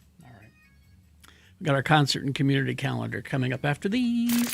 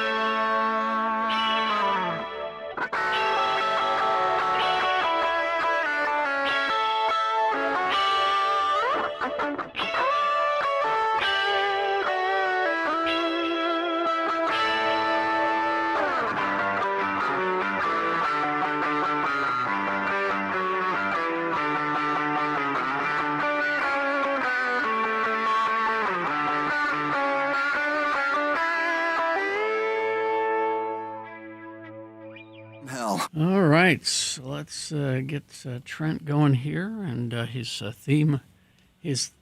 Well, I can't even call it a theme song, can I? His It's a theme riff. There he is. There you go. It's Trent. Bravo. Trent Falcone. Good morning, senor. Good morning to you all. How are you? Fine, thank you. Mr. Live Nation himself, Trent Falcone, here to tell us what Live Nation has in store for us this time. What's going on? Start making plans for your summer. Okay. It's going to be a busy summer. All right, so here we go. This week, tomorrow night, Thursday, February 5th, Priscilla Block coming to the Depot. Friday, February 6th, it's Lobster Knockout, the Street Sweepers. Best local band name ever, Poonhammer and Block Party, that also at the Depot. 2 shows on Saturday. So Saturday, February 7th at the Depot, it's the Golden K-Pop Demon Hunter Dance Party. That show starts at 5, and then at 7:30, they will reopen for the Justin Bieber Dance Party. Bill, I'll text you when I get there. Okay. I'll see you there. Wear your boxers. Monday, yes, wear the box. Okay, Monday, February 9th, Delwater Gap will be at the Depot, and then Tuesday, February 10th, it's Ghost over at the Delta Center. A lot of on sales. On sale now, Death Cab for Cutie. We've added a second night. The first one blew out. Second night is Tuesday, July 28th. That's at Sandy Amphitheater. Tickets are going fast for that one, so you might want to get on it. On sales Thursday, 10 a.m., the Salt Lake Tattoo Expo presents Manic Hispanic at the Depot. That's going to be March 5th. Nate Drew, buddy of mine, great guy, support the show. On sale Friday, 10 a.m., Animals as Leaders coming to the Depot April 12th. Iron and Wine, the Depot, October 9th. Motionless in White over at Betty's Plaza at America First Field. That's going to be August 7th. Metric, Broken Social Scene, and Stars coming to Sandy Amphitheater June 13th. The Black Crowes Southern Hospitality Tour with Whiskey Myers is coming to Utah First. That will be August 13th. And Stained, Breaking the Cycle 25th Anniversary Tour with Seether, Hoobastank, and Hinder will be at Utah First on October. Wow. I just can't ever say the word Hoobastank without giggling. That's October 7th. And then on sale Tuesday, I have to take a breath. So many shows. February 10th on sale. Post Malone, of course, returning the Big Ass Stadium Tour 2 with Jelly Roll and Carter Faith. That's going to be July 28th at Rice Eccles Stadium. And then because everybody keeps calling me about it, we're going to give you a little teaser or reminder. Also announced this week, Noah Kahn coming to America First Field. That's going to be August 25th. And that goes on sale next Thursday, February 12th at noon. I'll remind you next week, but it's going to blow out, so be ready. Wow. And the giveaways this week, we're going to give you your option. You get 2 tickets to see Helt and Carpenter Brute at the Union. That's on April 7th. I don't think we've ever done this. You can pick 2 tickets to see Stained, or if you'd rather see the Black Crowes, you can have those. And those tickets will be on the party deck. All of these will be in will call. Damn, I need a nap after that one. I'll say. All right, now, so what do we do? Tell me the giveaways again quickly. So Health and Carpenter Brute. Okay. That's April 7th at the Union. Or you can go to Stained, or you can go to Black Crows. Okay, so three. We'll let you okay. pick. All right. So 877-602-9696. Tell poor Hudson in there which one of those shows you want to go to. It's first come, first serve. All right. All right. There you go. Go take your nap, sir. I'm gonna. Go to Listen. bed. I'm gonna come over and nap with you. Is there space on the floor? Absolutely. You're always welcome. Okay, I'll I'll make be- waffles. I'll be over. Bye. There you go. Thank you, See sir. ya. All right. Gonna What make else? waffles. What And else in we the got, morning, Katie? I'm making waffles. Good donkey joke. So, anyways, things going on this week that are not Live Nation. You've got the full week of the Valentine's stuff is starting. So, Valentine's Tea over at the Grand America Hotel is happening. You've got the 2026 Valentine Art Market at 4 Lemons in Holiday. I'm not exactly sure what that is other than like a little boutique or something, but it looks really cool. The Watch Party opening night in downtown. It's going to be at the downtown library outside area. It is the Watch Party for the Olympics. Opening ceremony. Yes, and they're doing a whole big thing. There's going to be 2 stages and screens to watch it and things like that. When is that? That's on. It starts on Friday, and it's going to go. There's like every single day through the Olympics being here. Okay. It's also 100 years of Black History Month at the U. They're celebrating pretty much all month, along with the Black History Month skating stories and snacks at Mill Creek Commons. There's a lot going on at Mill Creek Commons for Black History Month. They've got a whole calendar, so go check that out as well. It was too many to name for the whole week.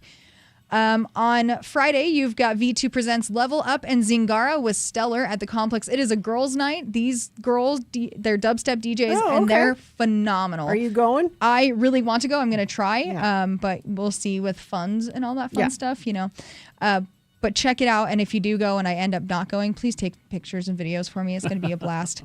Also, keep close. It's a place to rest your flowers. It's the EP release over at Soundwell.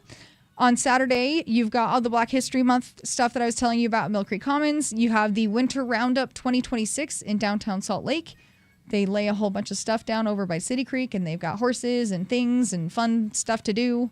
So you can check that out. And then you also have the Little Zoo. They've got Picky Eater Picnic and the Patient Crocodile events going on at the Hogle Zoo on Saturday. Are you going to the Picky Eater picnic, Gina? It sounds like some place I need to be. It does.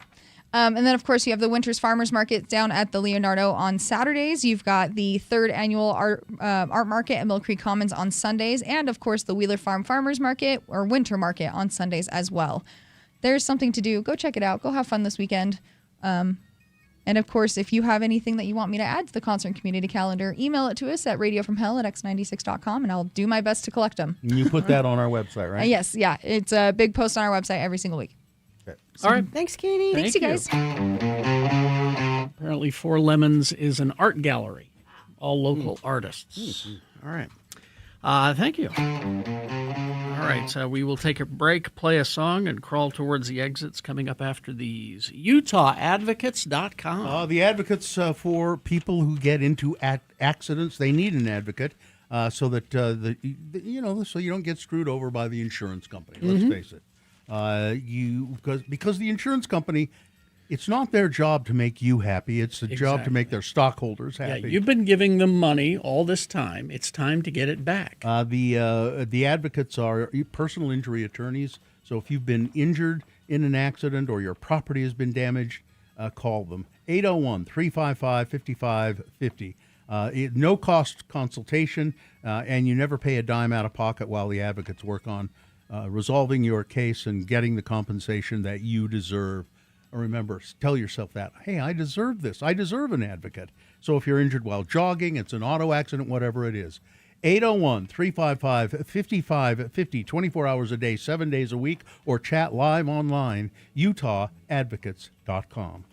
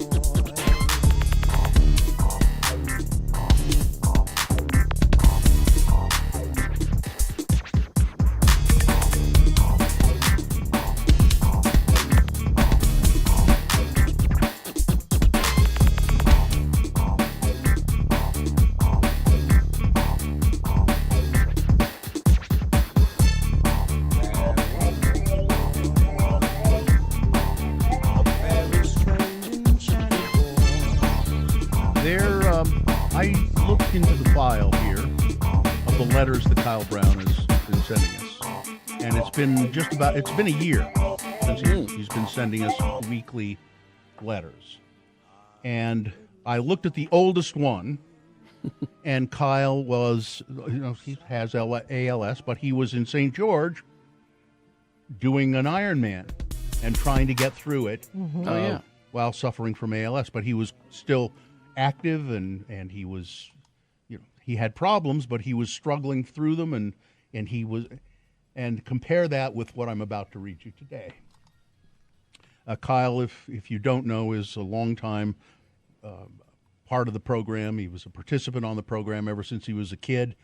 We learned that he has ALS, which is a fatal condition. It's been progressively getting worse, and this is the latest letter from Kyle Brown.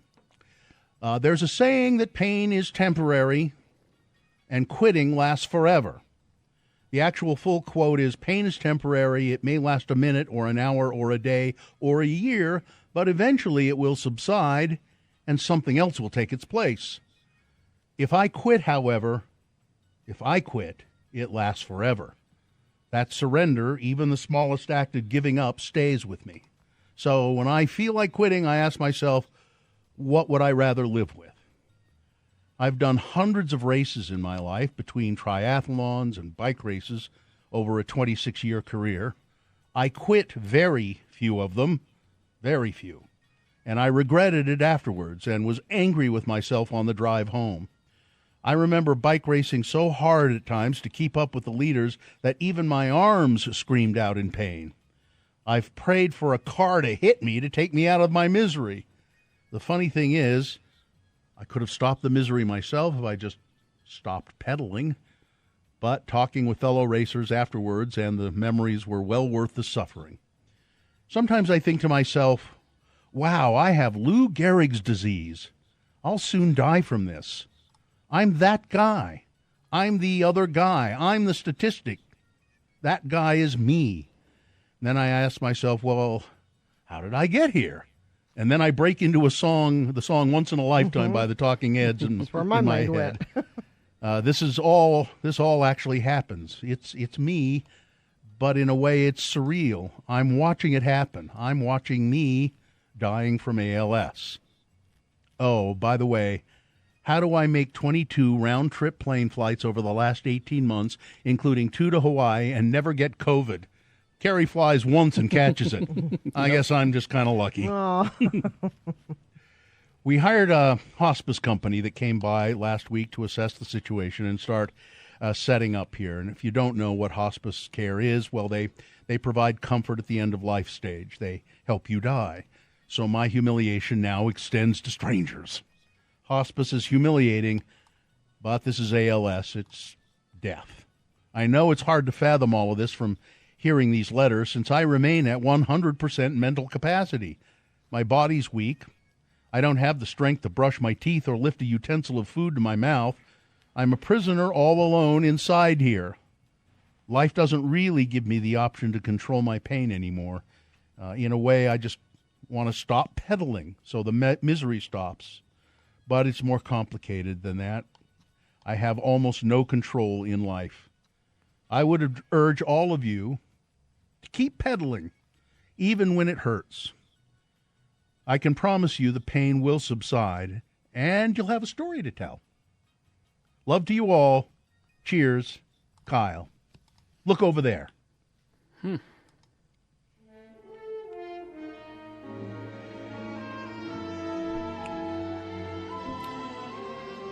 People are asking, and you may want to talk to Kyle about this. They would like to see all of these letters, like in a book. I know Bill's been keeping. I've got them all. And we'll figure out a good way to publish them somehow. Probably just maybe online. I bet. Well, no, I bet we could print it, and I bet people would pay for it, and maybe we could raise some money for ALS. For ALS. I bet there's something we could do. I'll talk to Colleen about it and see what. Yeah. I mean, our own Todd Newcomb, self-published author. Yeah. So, we could talk to him about how to get something like that published. Yeah, I didn't count them, but there are it's once a week for a year, so there's probably 50 of them, or right around 50 letters there. And it was interesting to just go back. I just went and found the oldest one I could find. Here, I probably can bring it up real quick here if we got a second. Well, and even before that, we were talking to him on the phone. Right. Let's see, this one, April 12th, 2022. I think that's about the oldest one. And let's see what it's, this is where Kyle's flying someplace by himself. His wife drops him off at the airport and tells him how to, make sure you do this, make sure you do that, make sure you do this. But we were talking about this with him way before that. Mm-hmm. Yeah. So the oldest letter is from the 12th of 2022, 12th of April 2022, and Kyle's flying by himself and riding his bike in southern Utah by himself, and anyway. All right. I'll talk to her and see what we can do. Yeah.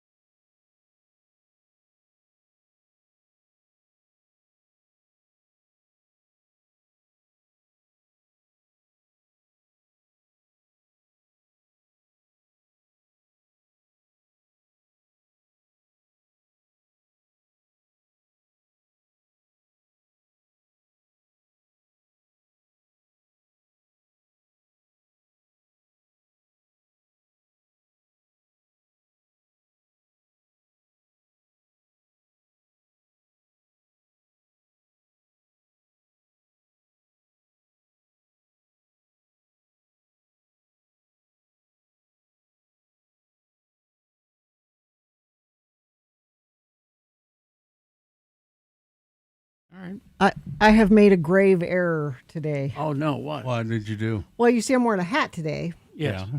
So the hair washing schedule is very specific because it doesn't happen every day, and you plan it out around other things going on. And I thought I had an appointment to go to the gym today. What? And I started back in January. I'm a cliche, Bill. I start going back and meeting with a trainer because I need a trainer to make me. And I texted her and I said, I'll see you at noon. And she's like, no, it's tomorrow. Oh. And that screws up my whole hair washing thing because I want to wash my hair after the gym. After the gym. Which I thought I was doing today. So that means tomorrow you won't wash your hair after the gym. But that means I'm another day. I mean, it'll be gross. But if I wash it today and then go to the gym tomorrow, it's messing up my. I don't know what you're going to do. I don't either. I don't. It has thrown me off. Why don't you just go a day without washing it? Well, I did. Mean, that's today. If I wait till and tomorrow, that's another day. Well, skip another day. Big deal. Ponytail. Wear a bigger hat. Ponytail? Ponytail. Bigger hat and lots of perfume. Yep. There you go. Dry shampoo. Okay. Dry shampoo. That may be what you get with me tomorrow. That's fine. I want you to use the dry shampoo on the air. Because I've never never seen it done. used? I've never used it. I've never seen it done. All right. Let's do the promo and crawl towards the exits. We give and we give and we give here at Radio from Hell. We give you Boner of the Day. We give you chicken buckets filled with fabulous prizes like Noah Kahn concert tickets. But we don't give you chicken in the chicken bucket. Who do I have to yell at to get a damn chicken in the chicken bucket? Radio from Hell demanding chicken Thursday morning here on X96. I I knew a demanding chicken once. What did she was, want? Clive was his name. Clive. Oh, Yeah. Chickens can be demanding. Yep. All right. I think we're good? Good enough? Fine job as always, Katie. Live long and prosper, bitches. Don't you know who I am? I knew a demanding chicken once. All right. Nick is next. X9.